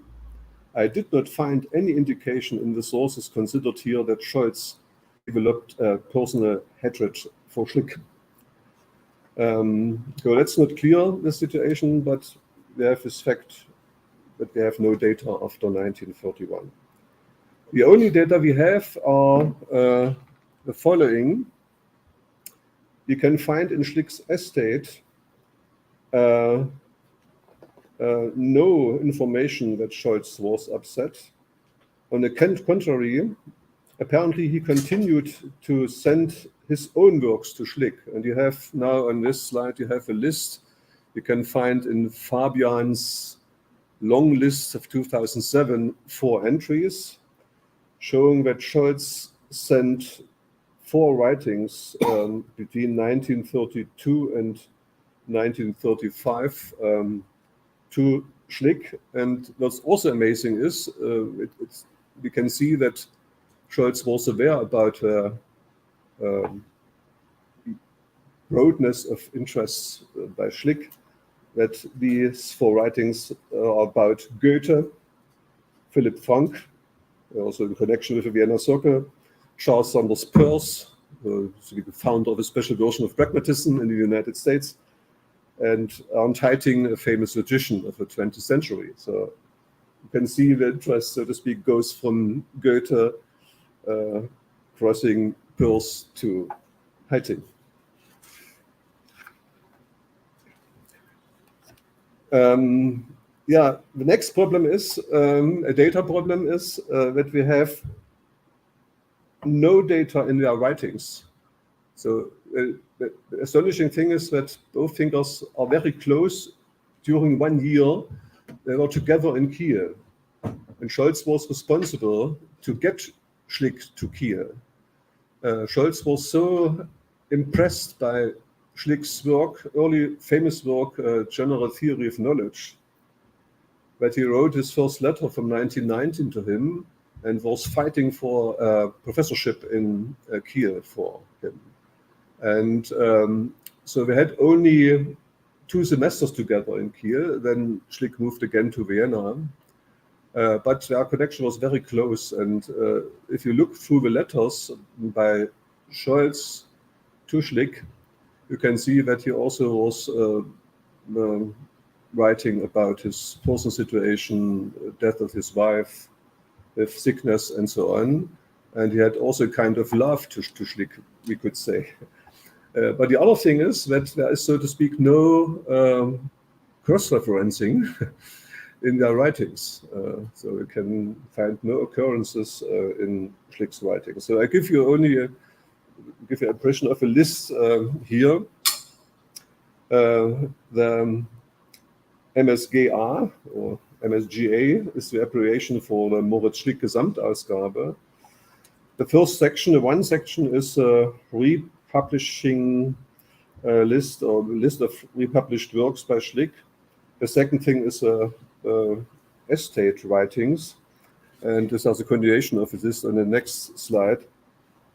I was able to go through all these writings, all these editions, and there is no entry of Schlick.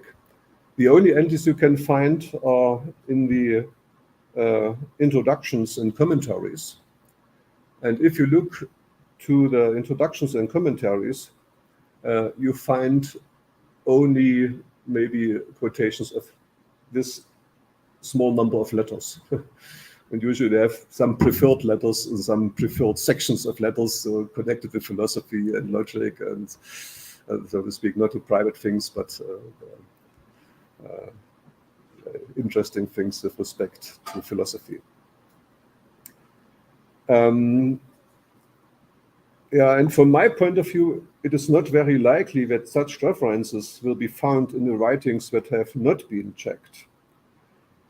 It is very commendable that the introduction and commentaries of several MSGA volumes contain information on the relationship between Schlick and Scholz, and when certain theses, speculations are formulated. So up to now, I think we have only different types of speculations from my point of view about the relation between Schlick and Scholz.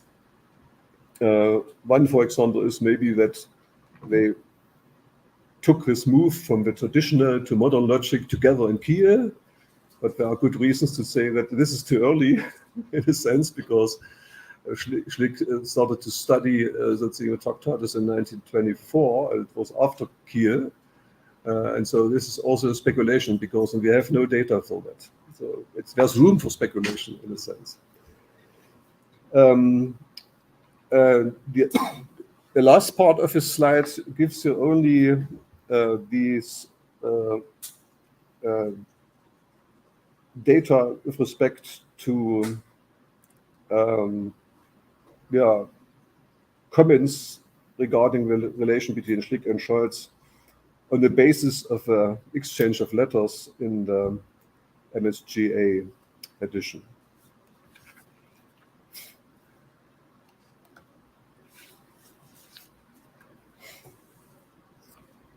Yeah, there is one special case. This is volume 2, 1.3. It's called Logik Kiel. The interesting point is that in the list of Schlick's estate from 2007, we have 3 entries with respect to logic called Aufzeichnung zur Logik. But Martin Lemke, the main editor of a Schlick estate at the University of Rostock, created a new coherent text with the title Logik Kiel and gave it, compared to Fabian, a new accession number, which you can see here, 8.49-4. It's a new occasion. The arguments by Lemke are the following. He say that these Aufzeichnungen zur Logik were used to prepare for a seminar entitled Logical Problems, which was announced for winter semester 2022-2003 in Kiel, but Schlick was already in Vienna at that time. This text does not yet show any influence from Wittgenstein, which is another reason to say that there is, so to speak, a move from the early to the late Schlick. Lemke writes, this new created, not the new, the free Aufzeichnung zur Logik contain notes on logic, most of which date from the 1920s. However, they are neither sorted by content nor sorted by time of origin.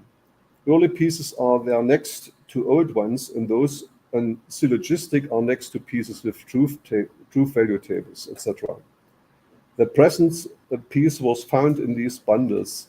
Since it has page numbers and the content is structured consecutively, it could be taken from the bundles and put together again as a separate text.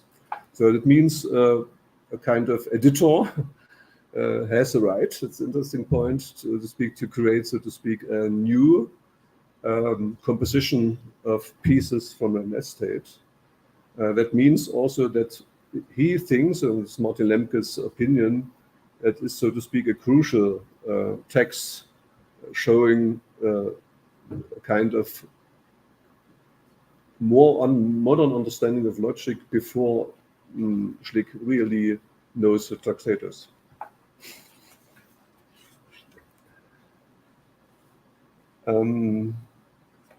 Yeah, now I will give you some examples which show, so to speak, my position to logic. But because usually we have an understanding of logic which associates or identifies logic with calculi, with formal theories. That's maybe a kind of main reading of logic. The other reading is that logic has to do with some very fundamental, where we can also use some other terms. One of the most important terms for Schlick was structure or form, mainly form in this, because for Schlick, any knowledge goes back to the knowledge, or is identical with the knowledge of forms. And if you take logic in this broad sense, in this broad understanding, when you get another picture, and you can look, so to speak, for sources in the early Schlick, in the early Scholz, in which direction they have their interest in logic from the very beginning. So that means that is the argument for continuity in their thinking. Not only, it's clear there is, of course, a step from this early understanding or orientation to Aristotle, and also to the understanding of the late logics. The second point is that it's important that the Aristotelian syllogistics is really logic. So that's why it was so important for centuries in the philosophical debates. It was a kind of crystal, a kind of orientation for generations of philosophers. And it's, in a sense, really a theory. And I think Schlick, for example, was impressed by Aristotle because a logic in that way, as a syllogistics, is really a creation by a genius, because also interest in genius, by a genius. So if you look at logic, we have at least three levels, so to speak. The first one is, in a very broad sense, logic is connected with form and structure from the very beginning. The second one is that logical calculi, logical theories, are creations by us, results of our creations.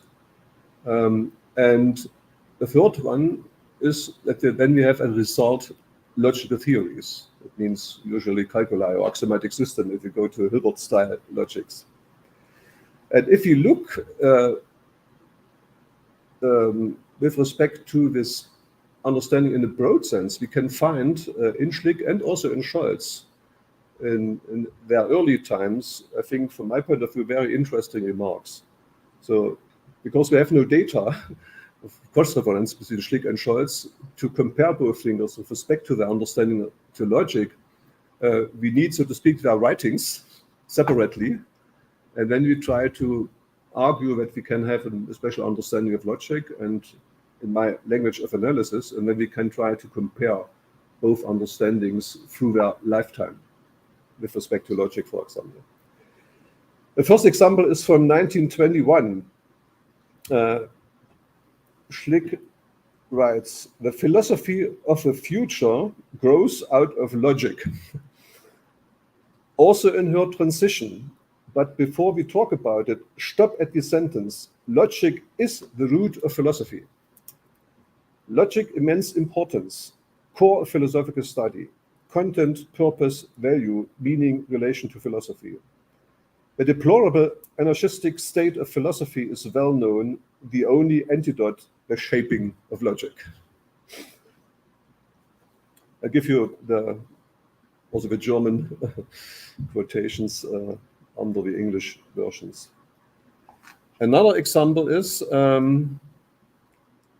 just as natural science, physics, was once transferred from the stage of disputes into solid knowledge through the mathematical method, Galileo, so today philosophy, through logical, more as an allegory, because mathematical method is logical. Turning point, children better, huge decisions, exciting spectacle. You can see Schlick was impressed, and it was before his moving, so to speak, to his kind of modern understanding, or to his move to modern logic. It was before the Tractatus. It was, in a sense, maybe before meeting Scholz in Kiel. So it's interesting. If we go to Scholz, and in Scholz's case, the interesting point is that he was interested in Brentano, also in Leibniz, his whole life. And the other interesting point is that Scholz was able to have, in the case, very strange interpretations of these thinkers. So many people say what he's saying about Leibniz is very strange or crazy or something. And maybe it could also hold for Brentano. But the interesting thing is that we can see that he was very familiar with Brentano's Wissenschaftslehre because he gave a review in 1914 of the first volume, and in 1915 of the second volume. And if you look at Leibniz in the Findliste, we can find 32 entries connecting to Leibniz, and the strange thing is mostly without date. It would be nice for my project to have a date to say that maybe this is the early Scholz version of Leibniz and this is a late version of Leibniz. But it's also not possible up to now. Aside maybe the project, they have now a starting project in Germany, a long-lasting project to get an estate published by Scholz in Münster for the next 12 years, I think. So it's an amazing project. Maybe we will get new information about this through this project, for the results of this project. Yeah, an interesting concept of this language of analysis, of Scholz's language of analysis, is working through, in German Durcharbeitung. And this is connected with his critical analysis of Oswald Spengler's work, Untergang des Abendlandes. There can we find, it's from 1920, it's also before this so-called move to modern logic. There he writes, we will therefore have to answer 3 questions in turn. What does the sentence about the decline of the West, more literally the downfall of the Occident, mean? How it is justified? How is the reasoning and the practical conclusions drawn from it to be judged?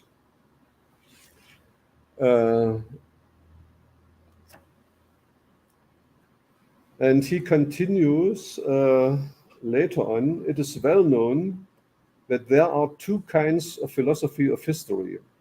One is of an objective nature. Its subject is historical events. The other is epistemological in nature. Its subject is historical knowledge. The first is a classical, the second is a modern concept of a philosophy of history. Philosophy of history in the first, that is in the objective sense, is the interpretation of historical events. Philosophy of history in the second sense, consequently in the epistemological sense, is a critic of historical scientific methods and basic concepts. We can call the former the metaphysics of history and the latter the logic of historical sciences. There is an interesting, it's not on this slide, but there is an interesting connection to Schlick again, because Scholz is speaking of basic concepts here in this context. And for Schlick is so important that, so to speak, the position basic concepts have in a conception or maybe in a theory is their logical place. But establishing basic concepts is a philosophical act.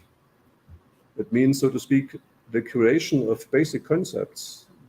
They are basic because we cannot define these things except maybe using implicit definitions, but later on Schlick was not convinced that this is a good method.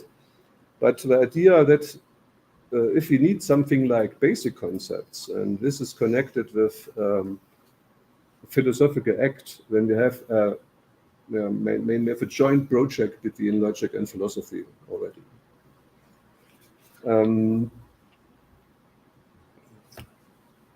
Yeah, and the interesting point is also the evaluation of Scholz with respect to Spengler. The next quotation is, Spengler's philosophy of history is both the metaphysics of history and the logic of historical cognition, both things. But that indisputably more than this. One can see its greatness in that it is more metaphysics than logic. So later on it would be a kind of criticism. So Spengler is more on the metaphysics of history side. Anyone who only pays attention to the goal of knowledge that Spengler has set himself will indisputably judge in this sense. She will consider it an advantage that Spengler had the courage to become a metaphysician, because that takes considerably courage today, and did not withdraw to the more comfortable post of a former historical logician. And the last remark by Scholz is, no, I have two remarks. The following critic will therefore fundamentally be based on a historical philosophical point of view and will attempt to take a stand from there. So that means that this use of logic appears to be extremely different from its use in the context of calculus, as I mentioned at the beginning of this section. However, this should not neglect the consideration of relationships. I gave a talk, I think, in September last year about the idea that there could be family resemblances between the meaning of concepts. And if you look at the concept of logic, they have also kind of family resemblance of your understanding the meaning of logic. And so my criticism, for example, against people saying that there is this important step or this kind of break between the early and the late Schlick and the early and the late Scholz is that they neglect, so to speak, this understanding of logic in this fundamental sense. So they cut it out in a sense from their thing. They say real logic is then a modern logic. I think that's not the whole story. And you can also find in Schlick's autobiography, it's a very early work by Schlick, we say it's between 1950 and 1921. We have also no fixed date for this piece by Schlick. In this piece he writes, in fact, however, interest in the ultimate questions of knowledge of nature developed at the same time as the striving to clarify the conduct of life. And it is characteristic of the boy's nature, which is still unconcerned about the finer synthesis, that the development of both tendencies, initially without any noticeable mutual influence, took place. Thus, the first activity of intellectual independence was aimed partly at ethical questions, which first of all arose in connection with religious ones, partly as natural philosophical ones, about the nature of the material. I remember that among other things, I wrote a proof of God and essay in the absurdity of prayer. So it was also interesting in the proof. But the more interesting piece of this autobiography is that I cancel the other quotation with respect to Husserl. He wrote in his Das Wesen der Wahrheit from 1910, so it's early, it's before the general theory of knowledge, that his theory gives logic what is logic by handing over to its everything that is purely formal in knowledge, and it leaves reality, experience, its full right by recognizing it as the sole source of all content of knowledge. It therefore keeps itself equally far from rationalism, which would like to allow logic the boldest encroachments, and from that impossible kind of extreme empiricism, which also wants to see propositions of experience in logical rules. The interesting thing is that we can see in Schlick that it's difficult to have, so to speak, a precise or fitting concept of rationalism, for example. Say in this kind, when logic has a strange role, so to speak, in a rationalistic surrounding. And also it's clear that Schlick would not like to be an extreme empiricist. It's also not his position. But what's more interesting, and it's characteristic for, I think, for the early Schlick and also for late Schlick, that he sometimes try to find linking pieces, or which I call intermediate cases, like Wittgenstein in the philosophical investigations, to create, so to speak, family resemblances, that there's possible to find, so to speak, an intermediate link if you try to combine or to synthesize maybe opponents or positions, excluding positions. And in this case, it sounds a little bit quantitative in flavor.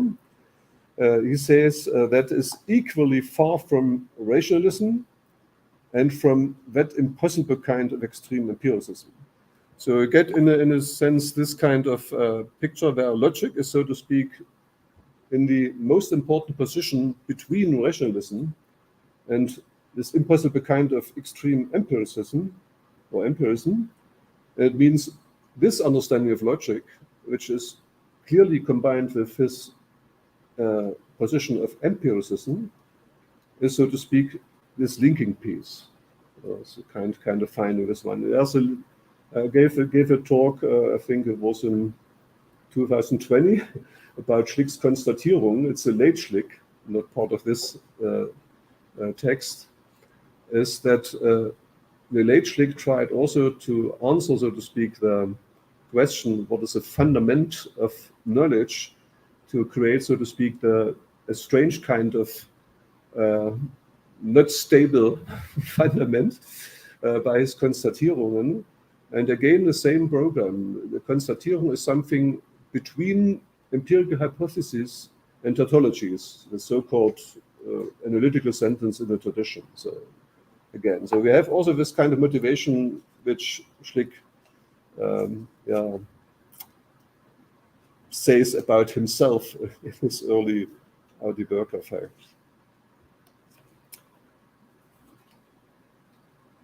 Yeah, finally we have some letters. I'm not sure about the time. Oh, I think we still have some, I don't know, 10 minutes, I think. Okay, that's enough. Okay. Thanks. Yeah, I have only some letters, but maybe I can skip this because we can see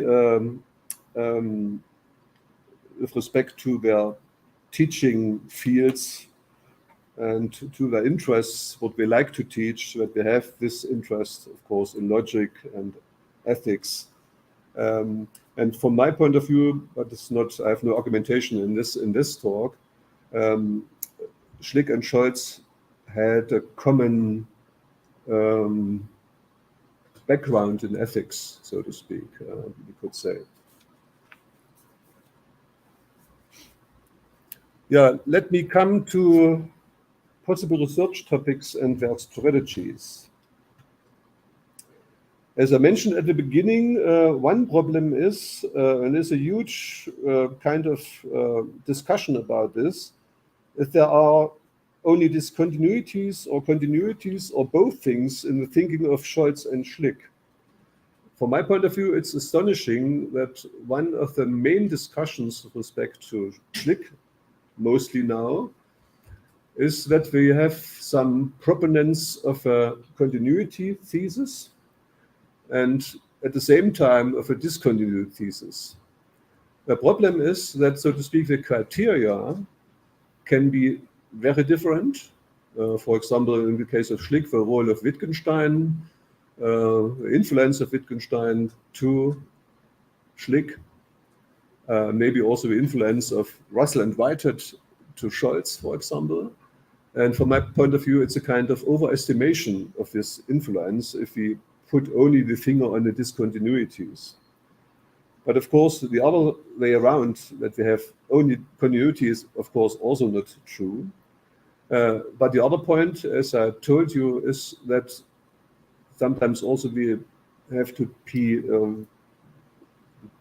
be on the right track with respect to our understanding of logic, not to move from one meaning of logic as a calculus to this understanding of logic with respect to form and structure, which is so important for Schlick, for example.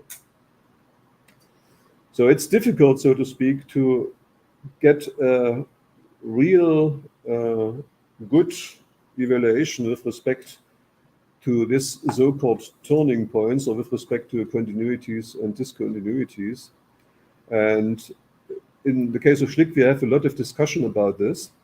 In the case of Scholz, maybe this discussion is at the very beginning, but we can also find, I can show you a few things, also this kind of discussion already. The other thing is the problem of changing authorities. Both thinkers were highly influenced by other thinkers in a very special way. In the case of Scholz, it was Schleiermacher and Goethe and Barth in the first time mainly, but not only in the first time, because I showed you the information about the Goethe article by Scholz, who sent this to Schlick. But later on in Scholz to Frege, Russell, Hilbert, Carnap, also Turing. But on the other side, we have this ongoing interest in Bolzano and Leibniz. And in Schlick's case, we have first the orientation to Planck. Max Planck was a supervisor of a PhD thesis by Schlick in 1904. And also Einstein. Schlick was very close with Einstein. And then moving with his orientation, so to speak, to Wittgenstein and Carnap. But if you look only to this part, so to speak, the scientific and logical part, we delete, so to speak, their interest in ethics. That's, so to speak, not the whole story. That's the other problem. So if you look only, so to speak, to this kind of changing authorities, we will not get the whole picture. To speak precisely about the discontinuities presupposes the explication of criteria, maybe a network of criteria. It was part of my talk last September here in Sao Paulo. That my idea is that it is not possible, so to speak, to find such a kind of essential criteria, or we can finally determine their position. But what we can find is the analysis of their texts and showing similarities with respect to their position, with respect to logic and ethics, and also some other areas. It's the idea. And from my point of view, without such an explication, the fight will be a mock fight. The problem is, of course, the variety of criteria of different kinds. We have a lot of possibilities at hand. We can take the same persons, like Carnap. We have influence with respect to Carnap in both cases. So one special study would be, so to speak, trying to compare Schlick and Scholz, so to speak, above the bridge of Carnap. Would be one possibility. Also Leibniz, we can find a lot of remarks with respect to Leibniz in Schlick. And Kant, of course. And it holds for both thinkers. Also for different persons, for each of them. And they can, of course, use the concepts like empiricism and metaphysics. Or we can take fields like physics, logic, ethics, theology, etc. So within the language of analysis, we have to decide with respect to not only, so to speak, any criterion, but with respect also to the kind of criterion to compare both thinkers. With respect to Scholz, I can show you that we have already this discussion about the discontinuity and continuity in him, because Molendijk, for example, already in 1991, is a fighter for the discontinuity thesis with respect to Scholz. He writes, the discovery of the possibilities of a thoroughly mathematical logic changed his life profoundly. From a certain moment on, according to Scholz, you no longer like to think back to yourself. This is undoubtedly the most striking turning point in his scientific biography. Still, there is certain continuity here. Maybe some continuity is there. But there is, for example, one opponent, Stock, he writes, especially since there is no larger investigation that defines Scholz's position within mathematics and logic. That's, of course, maybe we have no such a study up to now. But he says also the Stock's, it's the opponent, continuity thinker, Stocks die Konzeption einer Metaphysik im Denken von Heinrich Scholz, subtly executed thesis of a continuity of the basis problems in Scholz's development is not convincing. Yeah, and from my point of view, the discussion is misleading in some sense, because to get, so to speak, an accurate picture for both thinkers, it would be nice to have the criteria which gives you arguments, of course, for discontinuities, and of course maybe also a criteria that gives you arguments for the continuity in their thinking, and a kind of criticism with respect to philosophy of language would be, as I mentioned, meaning or understanding of logic, because it would be not fair to argue in the context of logic restricted to calculi, when, so to speak, the discontinuity fraction would win, in a sense.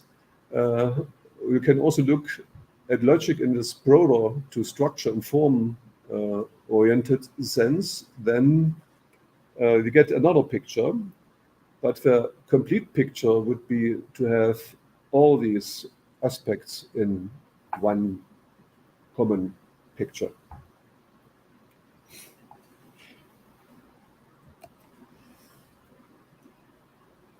Yeah, we have another example with respect to Neubert. It's part of Julia's dissertation, where we have this thesis of this turnaround in Vienna. And again, my question would be, what are the criteria, what are the essential points? So the problem, from my point of view, is that, so to speak, the language of analysis, for example, in Neubert, is not precise. We get some metaphorical kind of speaking, whether it's a turnaround or a kind of something essential new or essential points and so on. It would be interesting to learn more, so to speak, about exact criteria to say or determine this kind of turnaround.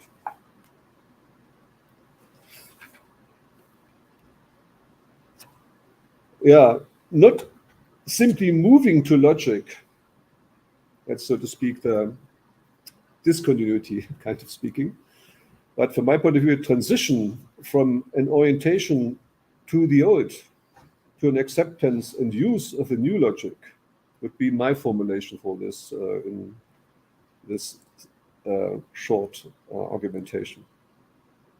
Let us think of a formulation of a traditional square of opposition in Frege's Begriffsschrift, for example, and the modern debate about existential presuppositions in the context of subalternation. It's also an interesting part in Schlick's essay that he stopped, so to speak, writing something about logic if he got his subordination problem. Because the interesting thing is that the subordination problem is not only a problem of logic or the translation of Aristotelian logic into modern logic, and it does not fit really. There's a kind of conflict there from a logical point of view. But the other thing is that, so to speak, the Aristotelian logic is real logic and the Frege logic is real logic. So we have two different logics, old one and new one, but both things are accepted by Schlick, of course. Carnap is of special, if different, important to both. Scholz not only orients himself to Leibniz, Bolzano, Frege, and Russell, but also to Hilbert, Heiting, Tarski, Borisevich, and Turing, not only to classical logic, but also to non-classical logic. So Scholz was very open-minded with respect to modern logics.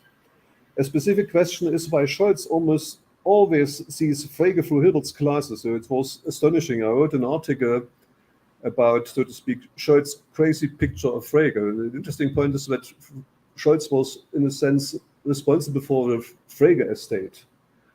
But he tries to read Frege as a non-Frege, as a Hilbertian kind of thinker.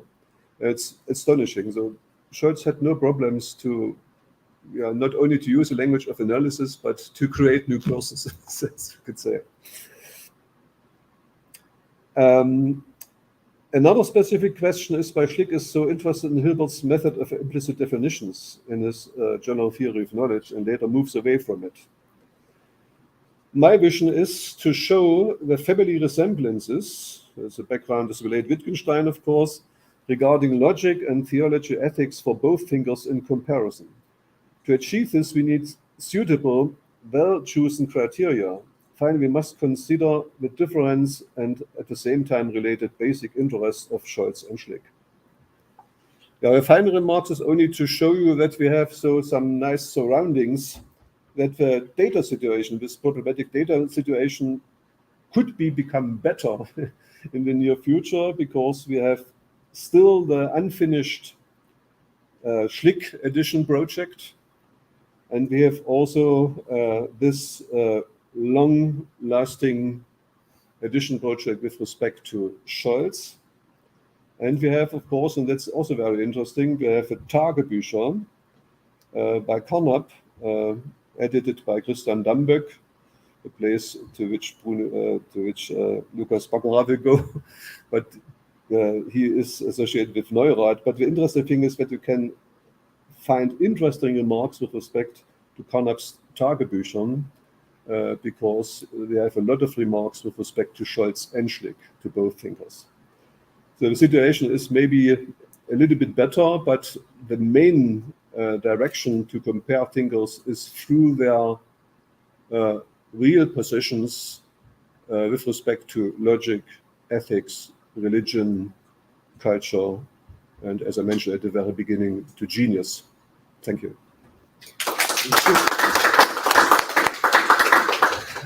Thank you, Professor Ingolf. I'm just going to close here. I'm going to add our participants to the transmission. Okay, just 1 second. Here we go. Okay. So I think we'll do the same thing as before. First, our online questions, and then I'll ask any in-person participants to, if they have any questions. So, by all means, does any online participant has any questions? Hello, Ingo. How are you? Stefan, Professor. Yeah. Hello. Nice to see you again. Nice to meet you. I have a question. In your speech at the beginning, you say that your intention is to compare visions about logic and ethics and theology in Schlick and Scholz. Is that correct? Huh? Mm-hmm. And later, then my question. You say that the work to find continuities and discontinuities in the works of Schultz and Schlick is a thing of finding criteria of analysis. Is that correct also? Yeah. Have I correctly understood what you have said? So the work is to find criteria the first thing of is analysis. Because it's not That's the real, point. Is only, so to speak, a kind of a framework, so to speak, kind of program. As I mentioned at the beginning, we have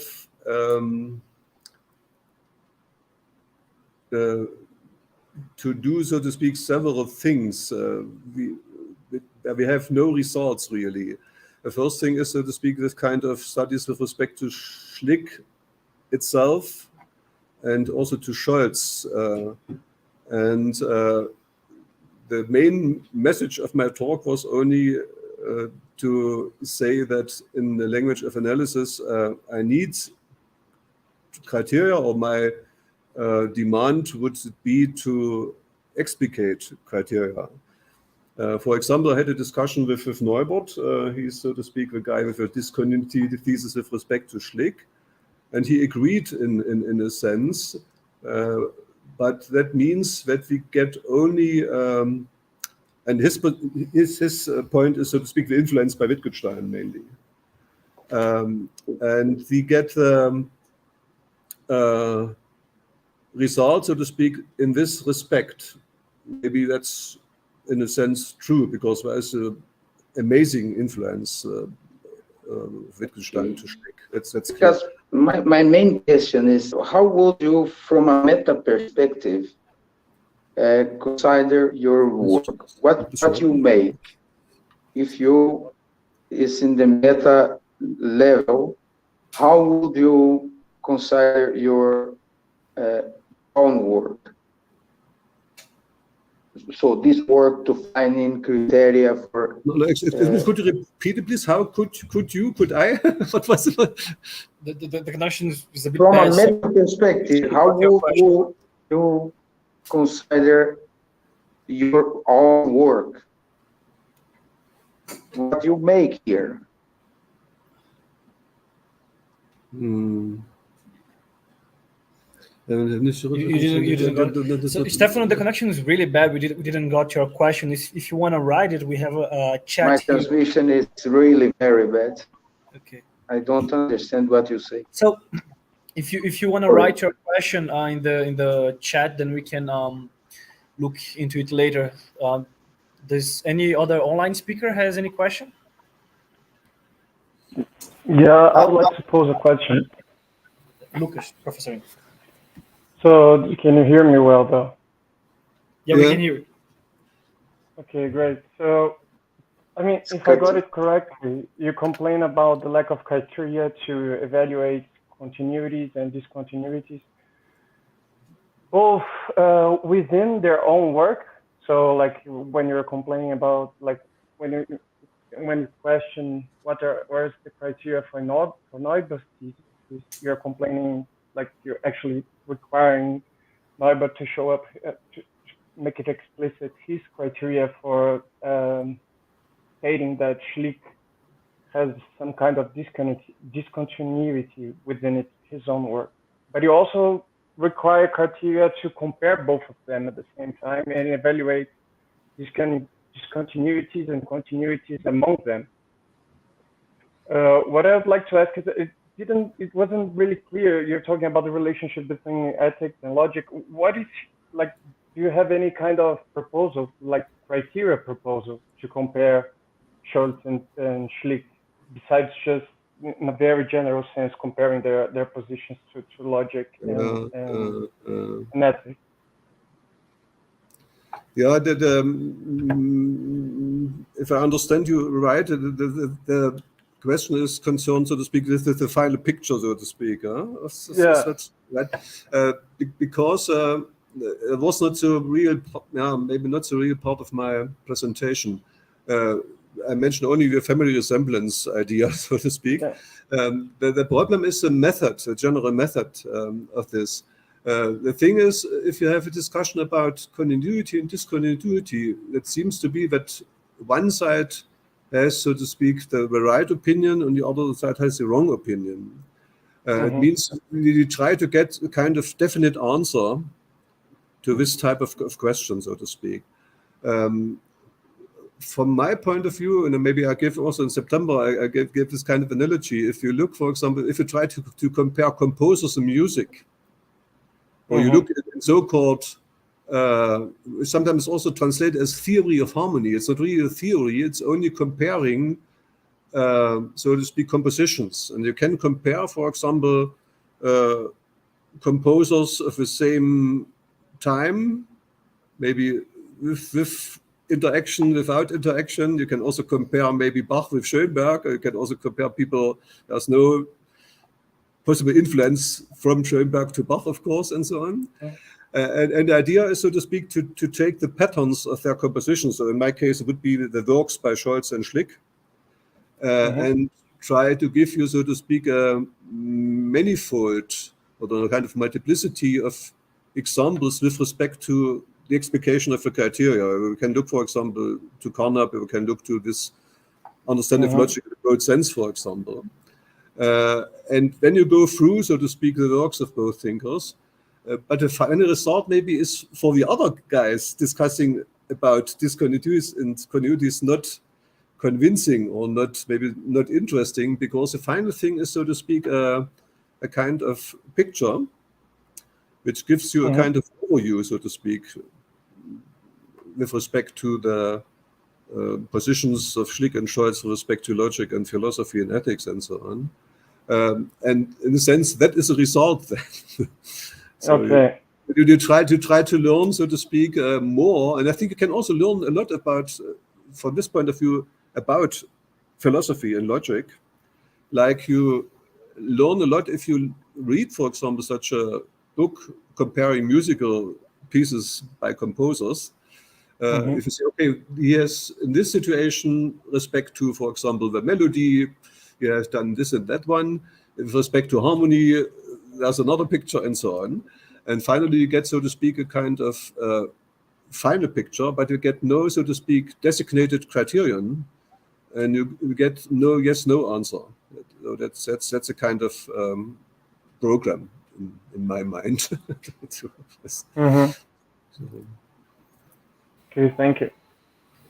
Let me just see something here. I think Professor Frechette still is with us. Yeah, he's here. May I put a simple question? Okay, Evandro, go on, please. Thank you very much about our conference, Professor Ingolf. I would like to ask something. I guess it's so simple, but if you could give me some information about this, the rule of non-classical logic that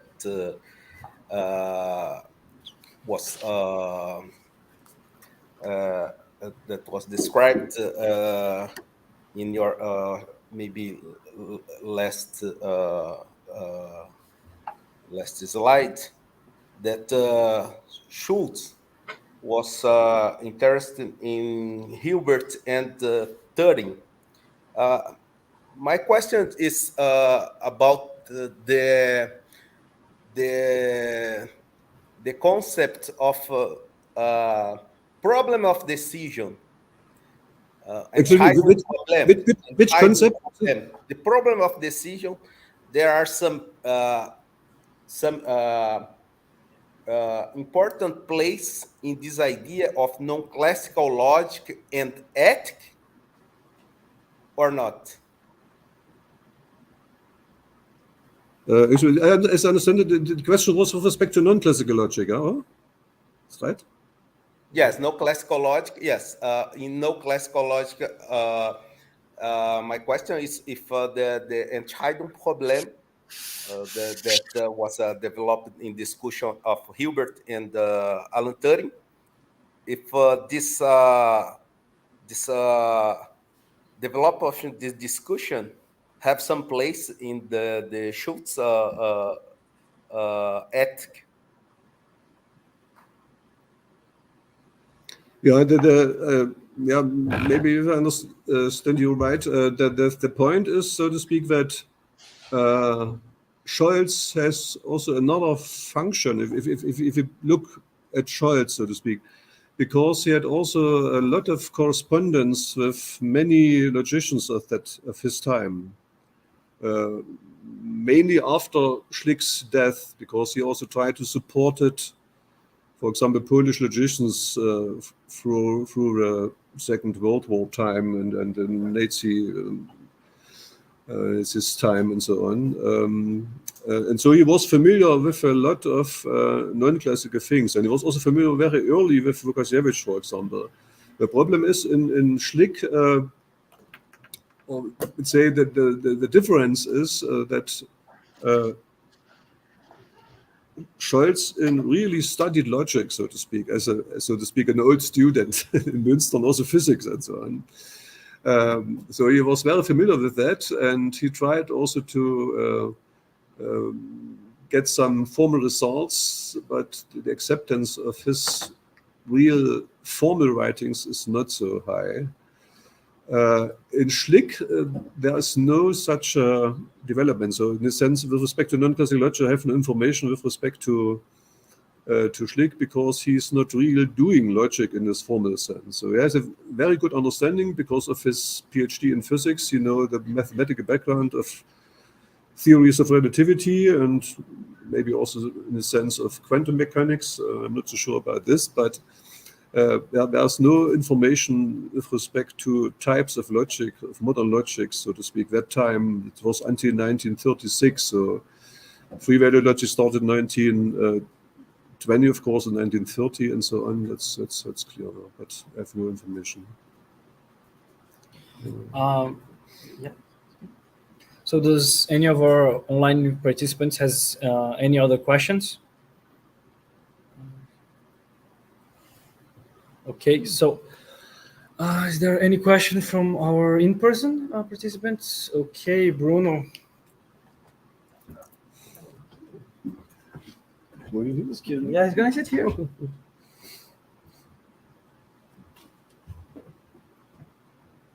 So thank you, Professor Ingo, for your interesting presentation. My question is actually in regards to if I got what you said in your presentation right. If I understood you well, you have like 2 levels in which you are working on. Mm-hmm. One level is kind of metaphilosophical, so with regards to the method of approaching a question, and the other is of how to approach this question, which is what kind of continuity or discontinuity there is with regards to Scholz and Schlick. With regards to the question itself of the continuity and discontinuity, it seems to me that you only worked especially regarding logic, of how both of them conceive logic, right? Both with respect to their continuities and discontinuities in their trajectory, like early Scholz, later Scholz, early Schlick, later Schlick, acceptance of the classical logic and acceptance of modern logic, and so on.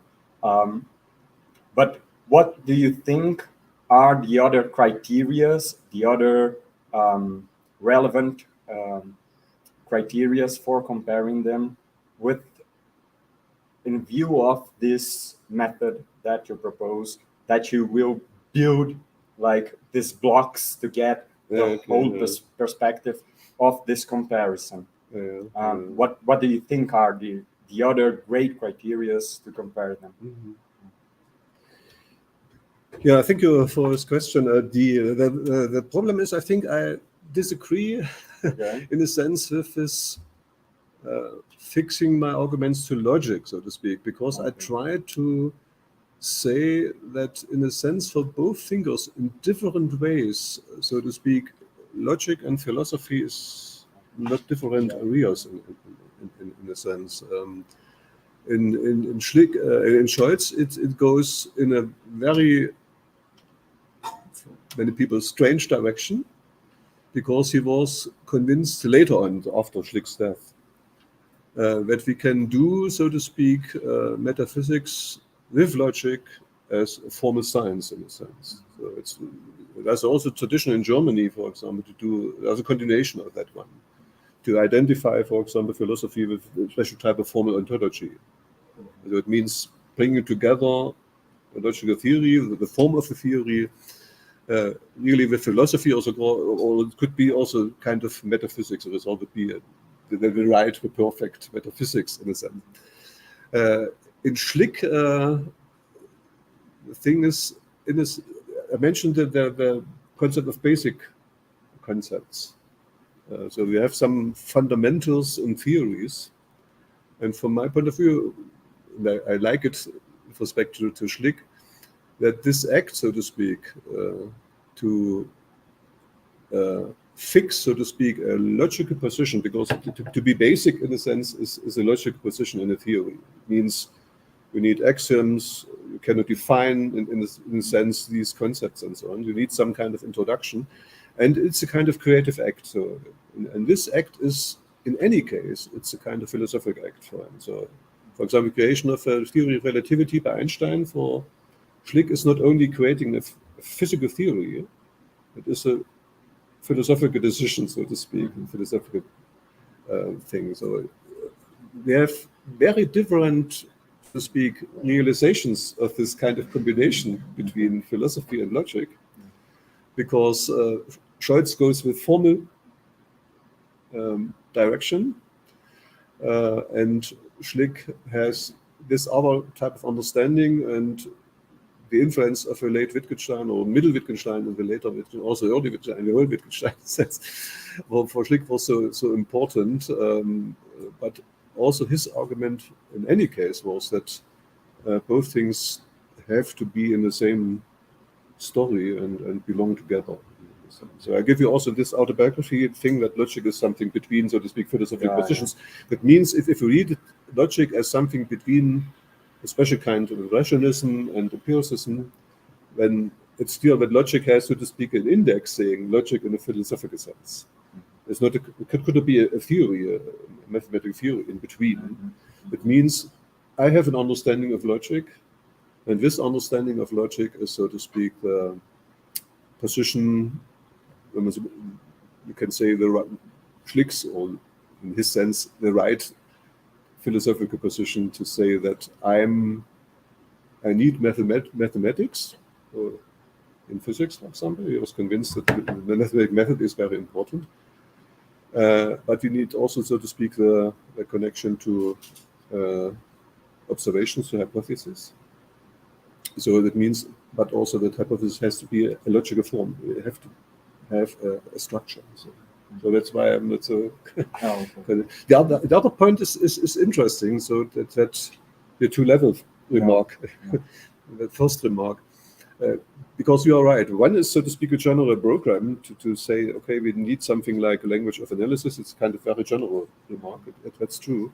The other thing is, so to speak, to have a concrete object. For example, this continuity discussion, and to use, so to speak, my understanding of language of analysis to criticize, so to speak, one-sidedness of the other position. So it's a kind of critical functioning.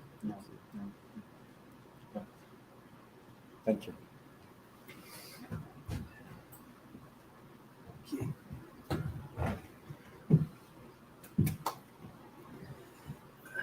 So we have time for one very, very, very quick question. So in the audience, on our online audience, no? Okay. So thank you very much. Okay, come. Okay, good. Bruno has one more. His third question. Bruno the second. Yeah.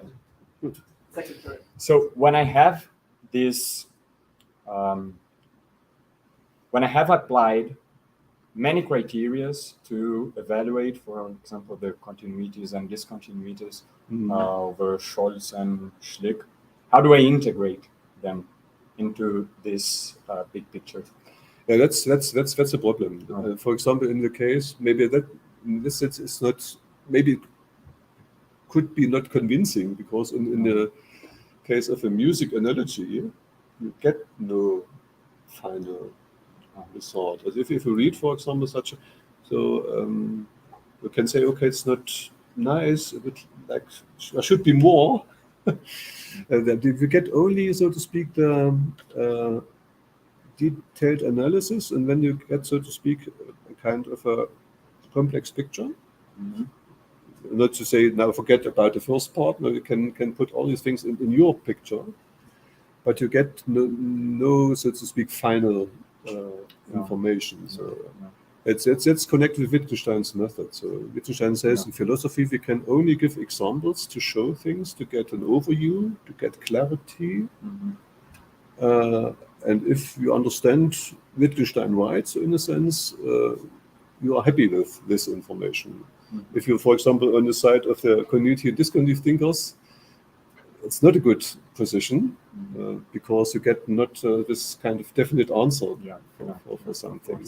Or you have to say, if you would like to have, so to speak, more, it would be to hear about your criteria, so to speak, that you have a kind of summary or something. So that's the whole message. But the whole message is, again, stepping back from a family resemblance to some kind of essential or some new basic notion. This method is not connected with searching for basic notions, because it would be a theoretical track. It would be on a theoretical track, not on a philosophical track. You can do this, of course, and it's not, so to speak, a kind of philosophical understanding of the positions of Schlick and Scholz. It's trying to get maybe a theory of their, as you called it, a kind of meta theory of a kind of thinking. The continuity discontinuity thesis is a kind of meta thesis with that type of thinking. And if I try to criticize this position, maybe it's enough to show that this is misguided in a sense. And that's very interesting to have a more complex, interrelated picture. That's okay. This time I actually think I understood you better than last time. Yeah. Thank you. Okay. So now we don't have time for any more questions. Thank you very much, Professor Eagle, for your presentation. It's very good to have you here again.